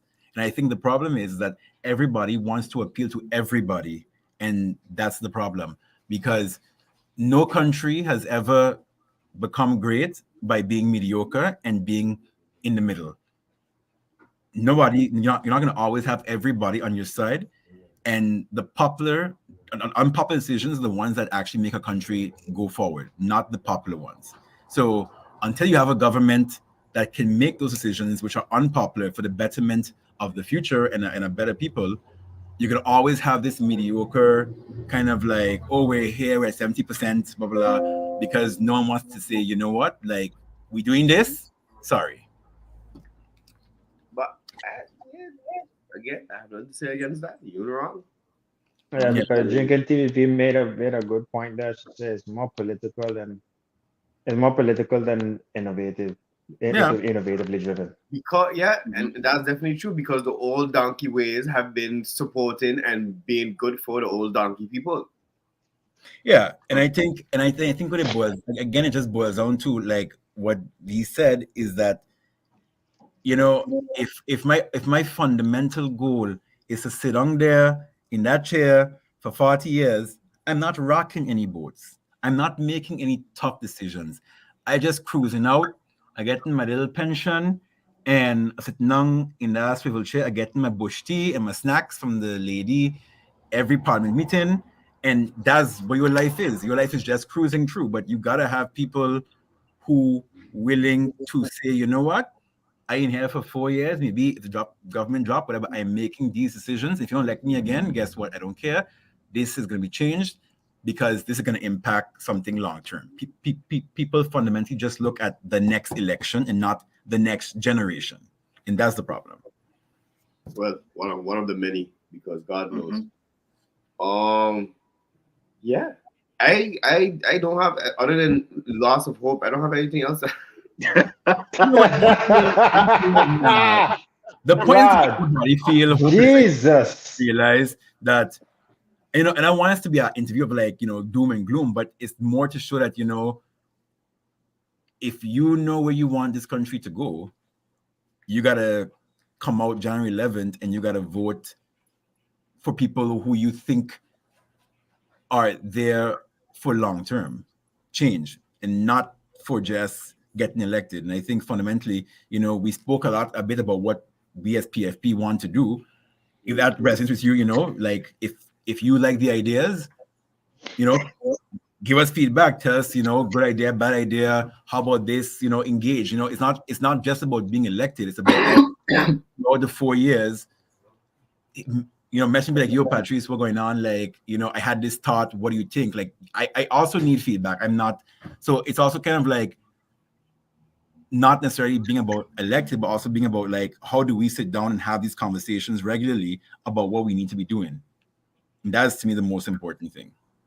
Because if everybody starts thinking long term, we won't have the jokers you have in parliament or in coalition right now. What's going on? You know what I mean? And I mean, not everybody in coalition is doing a bad thing. Not everybody in option is doing a good thing. So you got to weigh it out. And I think the whole point of this to me is more of a question of this is what's happening. These are some of the ideas. Yeah. Sit down, reflect. Our manifesto comes out pretty soon. We have some videos launching coming up as well with a video manifesto as well on some key points. If you like our ideas, come January 11th, put a little circle for PFP, and yeah, let's do this together.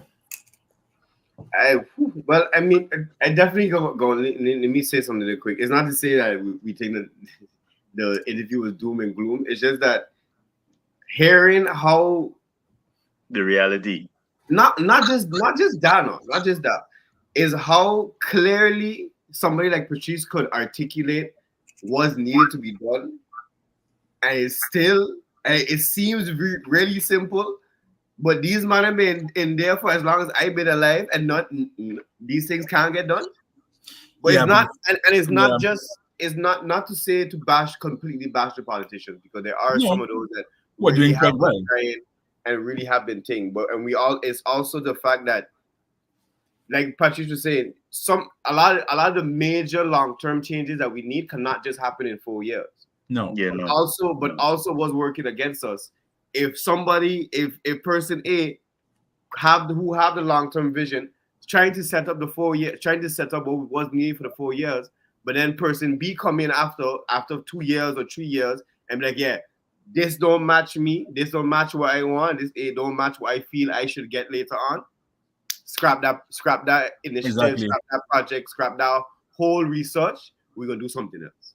Yeah, and that's the problem. Because and like I work a lot with the Ministry of Foreign Affairs in The Hague, and Dutch foreign policy is focused. So like no matter who government is in there, the Netherlands focuses on a few things: water, the export water knowledge, that that's their focus. It's water, rule of law, human rights, and the fourth one I can't remember now, but that's their 4 focuses. So that's organization led, regardless who comes in there. That's what we're doing.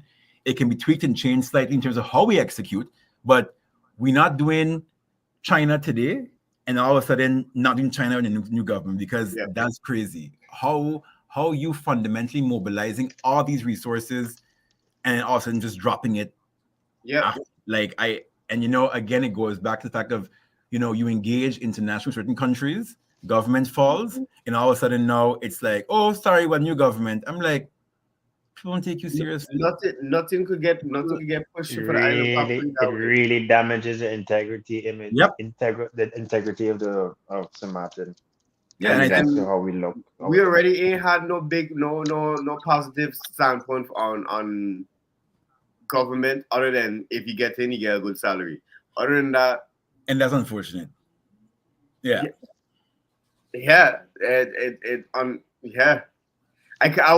but that's something we can't just blame the politicians on either. Is the people as well. Going back to what Patrice was even saying before, if they putting out if the party, and not just PFP, if the different parties putting out information, having these town halls and stuff like that, and nobody don't show up to complain at least, exactly, or anything can change. Yeah, but I think it's couldn't go ahead.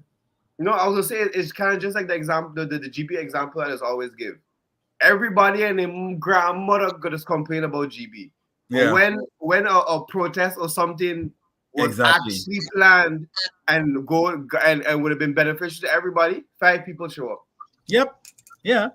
5. Yeah. But yet everybody has something to say on social media. Everybody got something to say all the decades and things since GB been existing. But yet when it's actually time to throw down, you don't show up. You can't get vexed at what happened further. Then you show that you don't care. Yeah, but people like to talk a lot, and then it's easy to type something on Facebook, but people are not gonna come out of their bed and put on a jockey and come on the road because I hear that a long time. But people, and again, it boils down to people are not necessarily connected to what's going on in the country.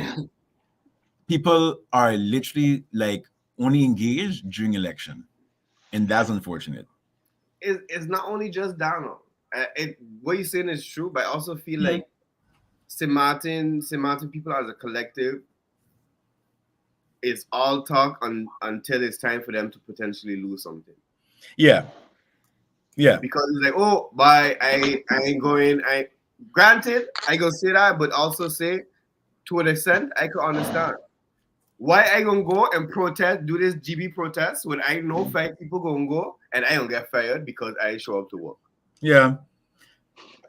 I think it's basically, and understand, and someone said to me the other day, were like, people are basically just trying to survive. They don't have the luxury to engage. So if I know that I got to figure out how I pay this light bill and how I pay my car loan and how I feed the children, these big protests about things like GB, and it's not on my radar. I trying to survive, dog. Like it is. So I think again, it's a thing of we created a system where people are not able to survive, so that then I can't be held accountable up here. So then when election comes, I can pay a light bill for a couple of months, because usually have snap election. This is the first, full on long term. I can pay it for like a month or two, and you're gonna think I'm amazing, and you're gonna vote for me.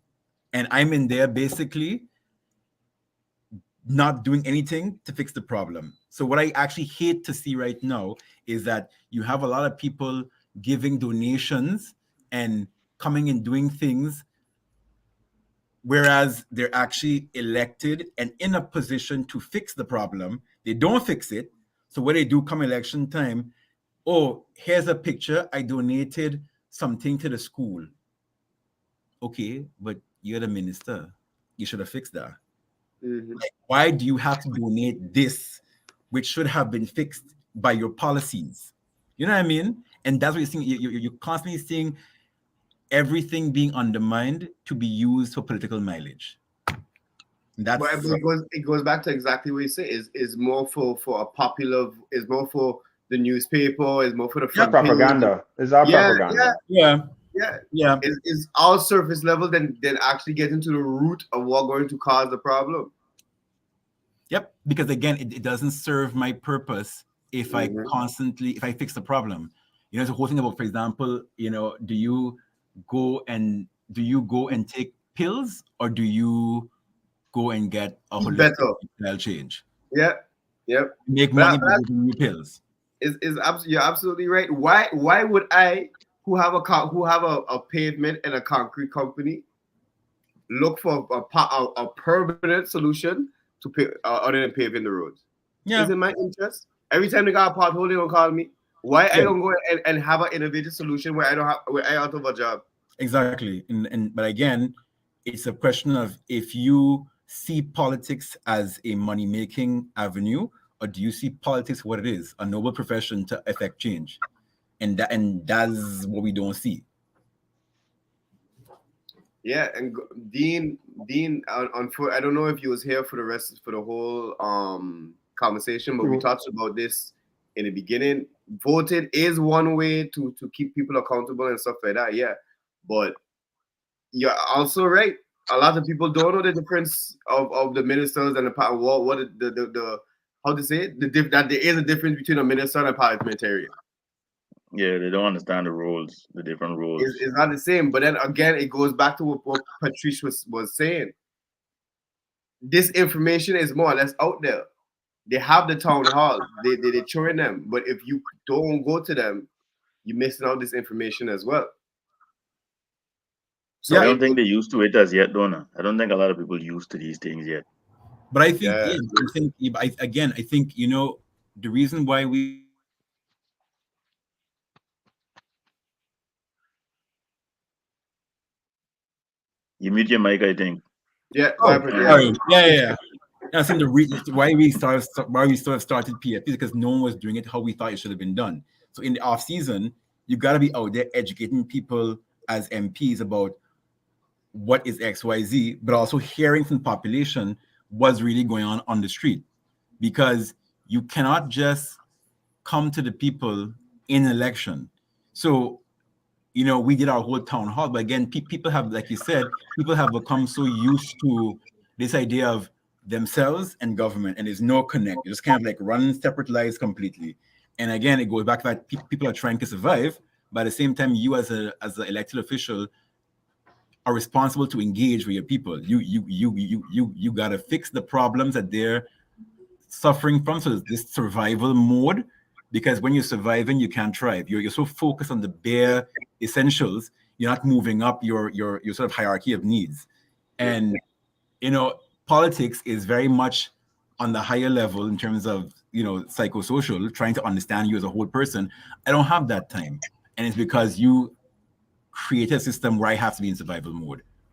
Yeah, it's not just time. I don't have that.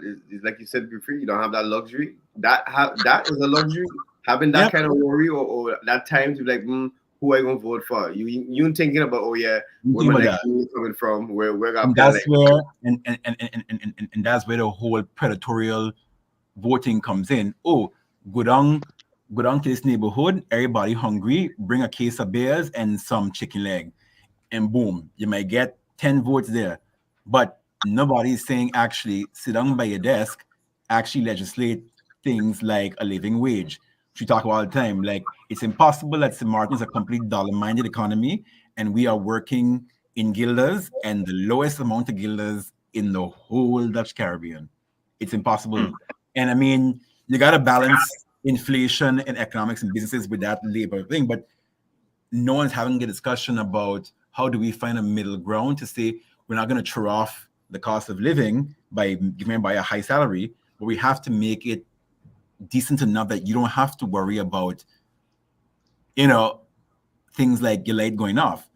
Like somebody, for example, we've been talking for 2 hours. Most people don't have 2 hours sitting down. I mean, yeah. people basically work until 1 a.m.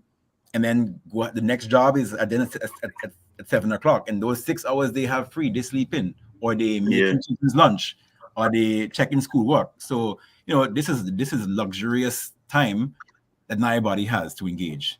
We can do it, but most people can't. Yeah, True. it's There, definitely yeah, true. there is a good question here that I think maybe like 7 years ago I was thinking about how can this be impactful in the way of of basically impacting the way how the elections go because I'm wondering about screening process. Yeah, Like how as somebody that's running, how do you pick who gets to join the run. run? Yeah. So we actually have a very a very intense vetting process that we go through as a party. Um, when we first ran a couple of years ago, we were trying to bring on candidates, and we had a lot of red flags that we kind of saw. So somebody was like, "Yeah, if I don't get elected, if I around you guys, I want to get a piece of land," and we're like, "No, you immediately off that party list." So it's a question about integrity. Like if you coming onto this party and you saying, "Yeah, if you're on with us, you want to be in a cabinet or you want a piece of land or something," I'm like, "No, that's not what we're about. We're not here to give you freebies. We get to make a change." So that's the first red flag. If we ask you why you want to run, you say that, you're out. Like you could have 100 best friends who vote for the party, you're out. We don't care. We also vet you in terms of a conversation. You can come in several ways. Let's do an example. If you say, "Oh, okay, Patrick, I'm interested in running in PFP," I would talk to you, have just a conversation. Then we send you to our major campaign team. So the campaign team has essentially a sort of interview with you where Shit. oh, you're back. Yeah, not a problem. So the campaign team meets you. You go through lots of questioning. They ask you like, what is your reasoning for joining? It's after the first stage of meeting whoever you meet first. And it's a whole number of workshops that you have to go through in terms of relatability, empathy, in terms of what your goals are, what are your focus. And I think no other party does that. Oh, No wow. other I party never even heard screens about this. they basically say, "Oh, this person is big in Dutch Quarter. That's the biggest district. Yeah, bring them on." And I think fundamentally, and what I think again, PFP has been trying to do is change how you do politics. So when we ran the last time, we said we're not doing any major rallies because major rallies is everybody on a stage screaming at you and free Johnny cakes in a parking lot.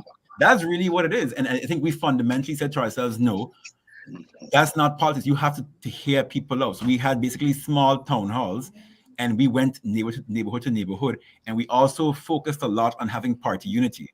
Our first poster out was a group poster with no numbers, just everybody on a group. And everybody was like, wow, it was a fresh thing. Because again, it's not about the individual in the party, it's about the party of people who actually want to be in this party because they align with certain goals and certain sort of visions.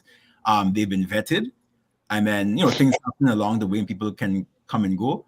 But they've been vetted and they align, and basically, it's about everybody's individual expertise coming together as a party to do better for the country. It's not about, oh, you come on because you got votes in Dutch Quarter and I got a restaurant in Simpson Bay, so we can get free sponsorship for the chicken leg. Nah. So it's very different how we vet for the party than anybody else. In terms of how ministers are screened, MPs are not screened. Basically, the idea is that the people elect you, so that's your right to sit in that seat. So you can't screen somebody, so to speak. But ministers are. But I think one of the things that we do as a party is that we screen our candidates because that becomes your screening as a member of parliament. So we do there's a thorough background check done by our campaign team in terms of like, let me see social media. And there's a whole social media dissection of your things like, okay, this has to come down. This isn't fit for a politician. Like it's looking at a politician in the holistic way of listening. You cannot be out here like, skin up on Instagram and want people to like vote for you. I mean, Are they wrong, gonna but vote? Gotta vote Are for they you. gonna vote? They're gonna yeah, vote. And I mean, feel into both, but I mean fundamentally, it might work in terms of you're popular, but how do you represent me as a elected official if people see you only in that light? Because Okay, I go Carnival, I go Carnival, and when I'm in Carnival, I have my fun. But it cannot be that this is all you about and want to run and govern a country. okay. I'm glad you bring that up. I have another question. How do you feel about our ministers, especially since we bring up Carnival, being so involved in Carnival? One and two, winning. Obviously, I talk about Minister Atu. Winning though a competition of such importance to the culture, whatever the case is. Because on one hand, they got people saying that, oh yeah, because he minister he is unfair and the votes that he taking was biased, this and this and this and that. I could kind of understand that. But on the other hand, I am also of the opinion that if once he not doing anything that goes against his ministry or goes against his profession, is outside of work, why is he not a local as well? Is he not somebody that loves carnival music and things just like everybody else? So how will you feel about that mixture of what you could say mixing business with pleasure? Yeah, I think for me, it's a question of of where you are in your life. So when you are an elected official, your private life is not your private life anymore, and True. that's something that we have to accept, that elements of your private life have an impact on public affairs.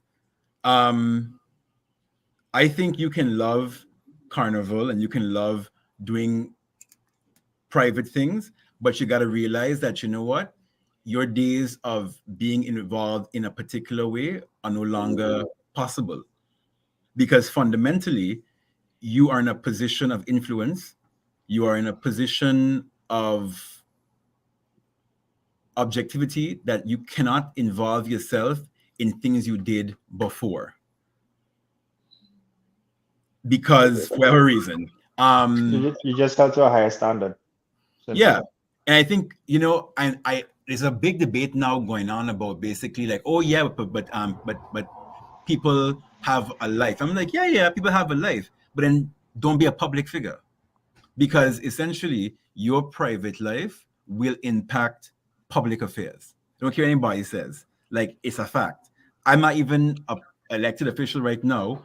I work in foreign affairs, and there's certain things I just, for example, don't say or do, because I cannot be a mess on Friday and then jump on a plane and represent St. Martin on Monday, but then my picture in the paper of me face down vomiting on the floor in the village. You know what I mean? Like, and I mean, that's an extreme, because I don't think what Minister Artley is doing is that per No, se. It's not throwing up in the village, but um, in terms of what are you spending your time doing, and how does your hobby lead to questions, like you said, of influence, or he got it because of his position, and you want to try to avoid those situations by not getting involved in certain things. but then okay, I understand that. But then couldn't you also say, couldn't the flip side of that same coin also be that because he is so involved in Carnival, Mm-hmm. that also brings, let's say, the younger crowd into focusing more on politics and being more involved of what is going on, because they see somebody from either whether it's the community or whatever the case Mm-hmm. is, take an interest in something that they like so much as well. Okay, cool. Mm-hmm. Let me see what he's talking about when elections come around. Whereas if that wasn't the case, they ain't listening to nobody. So like, True. is his serious or his deep involvement in it not also could it also be considered a good thing for bringing in other not viewers, or other eyes and other minds that originally wouldn't have been there if he wasn't there in the first place? You can argue that, but the question is then, are they there to learn about politics, or they're there as fans of the band? It's two separate things, because again, are they listening to you to hear the politics or to hear a song? Because chances are, a lot of people, and because I love his song too, don't get me wrong, but are they listening to you to hear politics, or listening to you because there's a lot of hype around you? Because I can tell you, no one is engaging in political discussions around the hospital or the new NHI, National Health Insurance, because he put a song out. No one, I mean, and the reality is, if what you're trying to say is that they're going to join in the debates on bigger issues, they're not, because no one is asking the questions right now about the hospital. No one is asking the questions about NHI. No one is asking the questions about, for example, the long pending discussion about abortion and Samaritan health rights. So are they listening to him to hear politics, or because he's hype? And that's the reality. Fair point. But then, okay, y'all had already asked about the airport. No. Okay, so this is just a random question. I just curious because I've been seeing a lot of reports on social media about the situation at the airport. With the smell. Okay. Yeah. No. Okay. For context, because I know watching me like what fuck. I'm humorously curious now. I don't. Maybe Lumbo or Patrice could say more about the information. But for context, for those who don't know, it seems that either a sewer line was drilled into, or something rupture or bust or something. But from time you get inside the departure or the arrival hall of Princess Juliana Airport, International Airport, it smells like sewage until you leave. Like that whole area smell like ass. From what I've been Stay in seeing. your nose by. Stay in your nose by. So Stay in things your like nostrils by. something like that shouldn't, like, I'm not gonna say it should not be happening at all, because we're still humans, we make mistakes, it's a small island, all that kind of stuff like that. But for an island that severely depends on tourism, because we have nothing else at the moment in time, at least, are not these things supposed to be avoidable? Or are they not supposed to be something in place to avoid, like, legit shit like this doesn't happen? Yeah. I mean, I'm not. I just have a question. How long has this been going on, though? It was last week. Just this week. Okay, so I feel like the fair question. I feel like rather asking if it could be, if we shouldn't be able to prevent it. I feel like the fair question that is to ask is, shouldn't we be able to fix this expeditiously? Yeah, because I think in the end of the day, not to play a word, shit happens. But I mean, it's This man is on it, David. It's a question about how do you address it? Because it's impossible that you have, because a toilet can explode, a septic can burst anybody's house. No, you know what I mean? But again, how able is your system to handle shocks? I think that's what's seen, like, how fast can this be fixed? And I'm not even sure how long it's been going on. It started last week. I'm not sure if it's still an issue. It kind of hasn't been spoken about this past couple of days. But I mean, something like that shouldn't go on beyond 1 or 2 days. Because again, this happens in all airports. You know what I mean? I've been to Amsterdam, I've been to JFK in the airport, and it smells bad.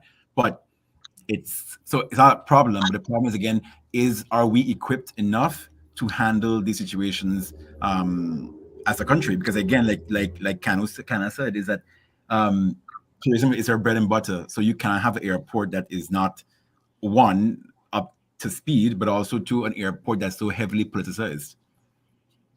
Ooh, I was I wanted to ask a question about that whole airport situation, but I feel like I ain't fully informed to even ask a proper question. So unless you want to ask something about that, or Patricia, I am also not fully informed. unless you want to speak about it specifically, I don't even know where to start off with that whole airport. I'm not gonna lie now. I feel like if we get into that, we're gonna be here for another 2 hours. Yeah, I was just gonna say, I think I think we've been going at this for a while. I think we could make a consecutive decision. We're going to leave it here and save the other topics for our next time. Because I would also like to say that Patrice and Lucho was asking me how you guys just talk for more than an hour. He ain't realized today. He ain't realized today. Okay, no, I mean, 2.5 hours.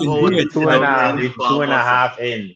2.5 in. No, it was really good though. It was really, really good. But before we officially close off, I think we have time for one more since we gonna take away from our normal topics, we have enough time for one kind of controversial topic. Yeah. Let me see how I go word this. Fuck it. How you feel about Olivier? Yo, wait, pause. No. Yeah, we have to pause because I want nobody to take this and clip it. And then he gonna have what to say about who. That's okay. He could come, but anyway, let me rephrase it. To be fair on all sides. How do you feel about that type of reporting? Let me put it that way. His style of reporting. Because it's not just him to do it, but he just happened to get big over it. Because for those who don't know, Olivier has been Olivier helped me with anyway, and I'm saying the whole name. Okay. Hey, here we go. Olivier Arundel has been popular in the St. Martin social media the past, I could say, few months, because he's been, according to him, going after the real and calling names and telling the real, waking up the real people of St. Martin. On the one hand, you could say he going into the issues what people want to talk about. He talking about what the streets talking about, and he asking the questions that people want to know. On the other hand, you could also say that he's causing unnecessary issues. He is misinformed. He's creating discourse and divide where we should be trying to unite. And he's attacking people while not also being on the ground. So how do you feel about his, because like I said as well, he's not the only one that's doing this. He just happened to be big now doing it. How do you feel about that style of reporting? Because he literally going at y'all. Yeah. No, and I think, like you said, a lot of people are saying exactly for years what Olivier is now saying. Mm-hmm. Everyone online bashes and speaks is a bunch of like burner accounts on Facebook. There's literally online Facebook groups that talk about what's going on in politics. I think what sets Olivier aside is that how he's blown up, because the question would then be to me, what makes him different from anybody else? That's what you said. And I think the threats of what's happening now is that basically he's actually getting traction in a way which is come at a very pivotal time, elections, but also he's using media in a way and calling names out, which most people don't do.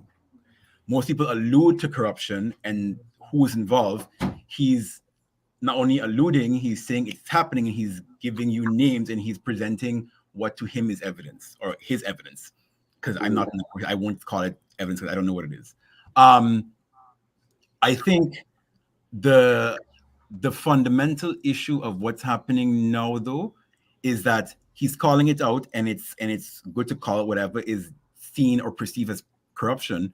But I think the issue is, and it's the first one on St. Martin, where people's private life is actually being put across the for media consumption in a way we've never seen before. And that's why I always say, when you're a political figure, public figure, your private life is not private, but I think if his focus is on corruption, if my personal relationship has nothing to do with the corruption, why is it a factor in the discussion? Also, I could agree with Because that. personal relationships can lead to corruption, but if it's just the fact that I have a relationship with person Y and it's being thrown into the discussion around corruption, then it has no place in the discussion. But okay, that's true. But I'm gonna give a little pushback and something you specifically said as well. Yeah. Your private life also comes into play when as a politician, because Yeah. you go your policies and your viewpoint and all that you're going to make are going to be derived to some point in time from your personal life. Mhm. So is it really fair to say that one does not affect the other, or one you shouldn't worry about one? So one affects the other, but the claims that he's putting forward, that particular private life has no connection to the mentioned corruption.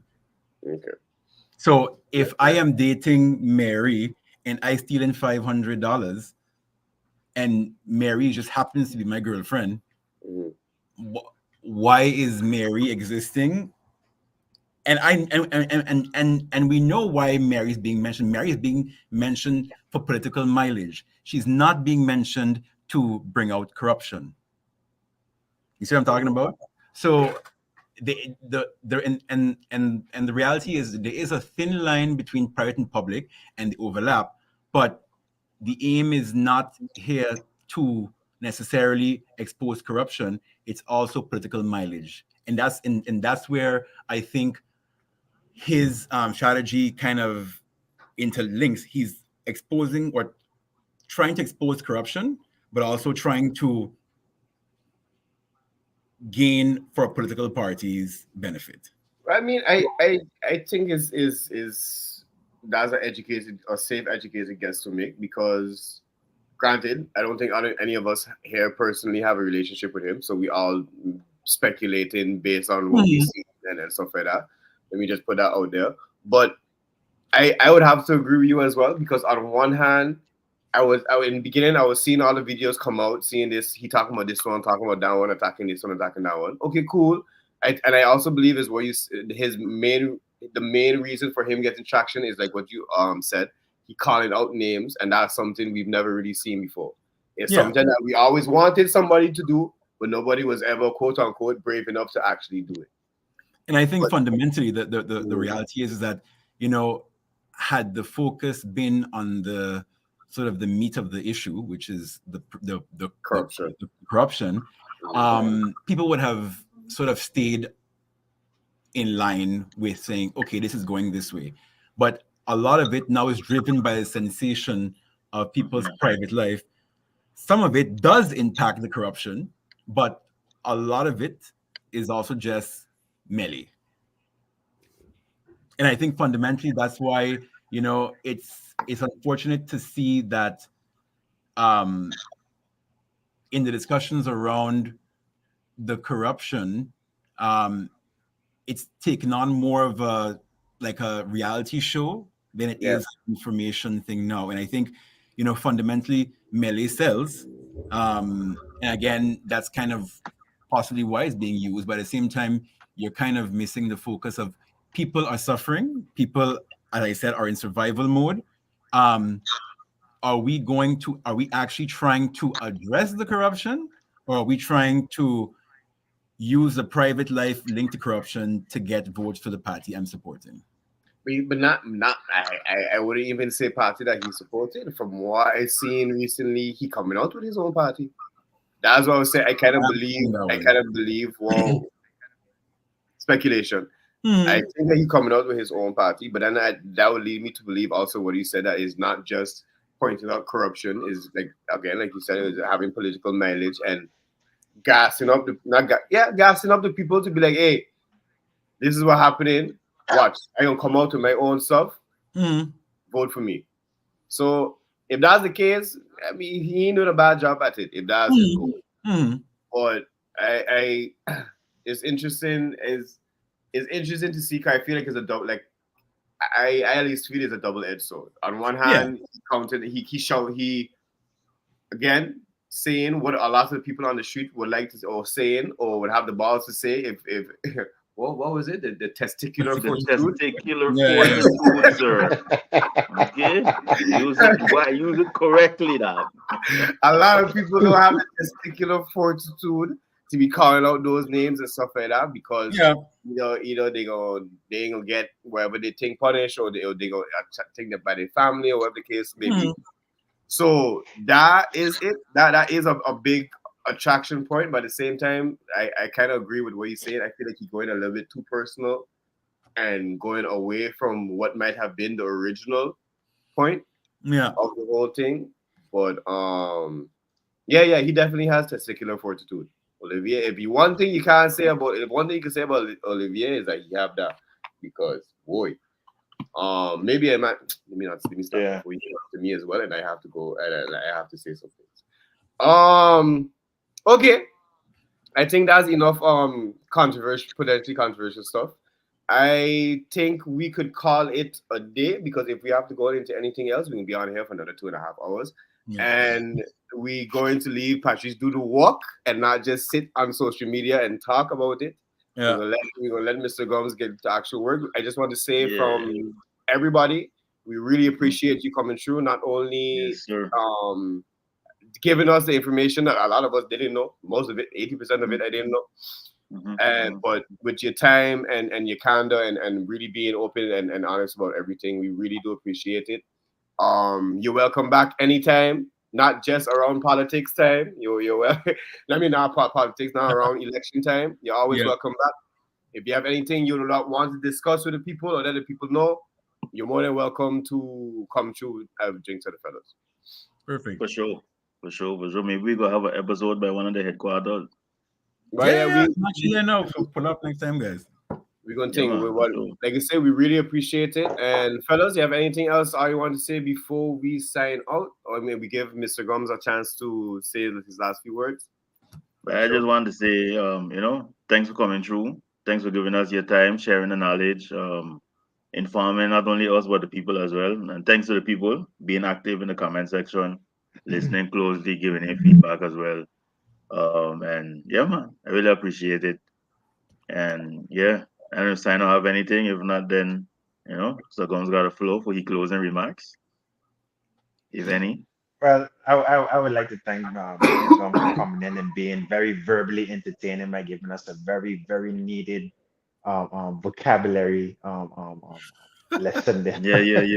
We You got check a it out. we got a one up. Now, We got a one up on that yeah, self. one up. Yeah. So now, all I will do is, besides thanking Mr. Gums again for coming, please, I hope y'all have the testicular fortitude to hit the like button on the on the YouTube channel. Please subscribe. And if anybody wants to be part of the conversation, you could DM us on our Instagram page at Drinks with the Fellas. If you think other people should be part of this conversation too, please share it to them. And if they feel as if they need to be part of it, enlighten them to come and join the conversation as well, whether it's being on the live or in the comment section. Shout out to everybody else that was in the comment section. Y'all was very, very, very, especially Rifmar and Kimberly. Y'all gave us Yeah, some big really up good suitcase questions one there. time. Big up suitcase, Miss- big up suitcase, yeah. Yeah, thank y'all. Y'all was here. It's been y'all was really consistent with us for this live for the past Yeah. 2.5 hours plus. Y'all could have been anywhere in the world doing anything. It's Sunday, but y'all choose to be here with us, participating in this conversation with us. Yeah, I'm gonna just let y'all. I'm gonna let kind of take it away. Yeah, Thank no, y'all for joining. Patricia, any shout outs, anything else you want people to know before we dip out? No, just thank you guys again for inviting me and having me here. Happy St. Martin Day. Well, Yeah, St. Martin's Day to everybody, either on the island or Tomorrow's it. abroad. Anyone who was born here, born to be here. Thank you for joining the conversation. I love the engagement on the conversations in the comment section.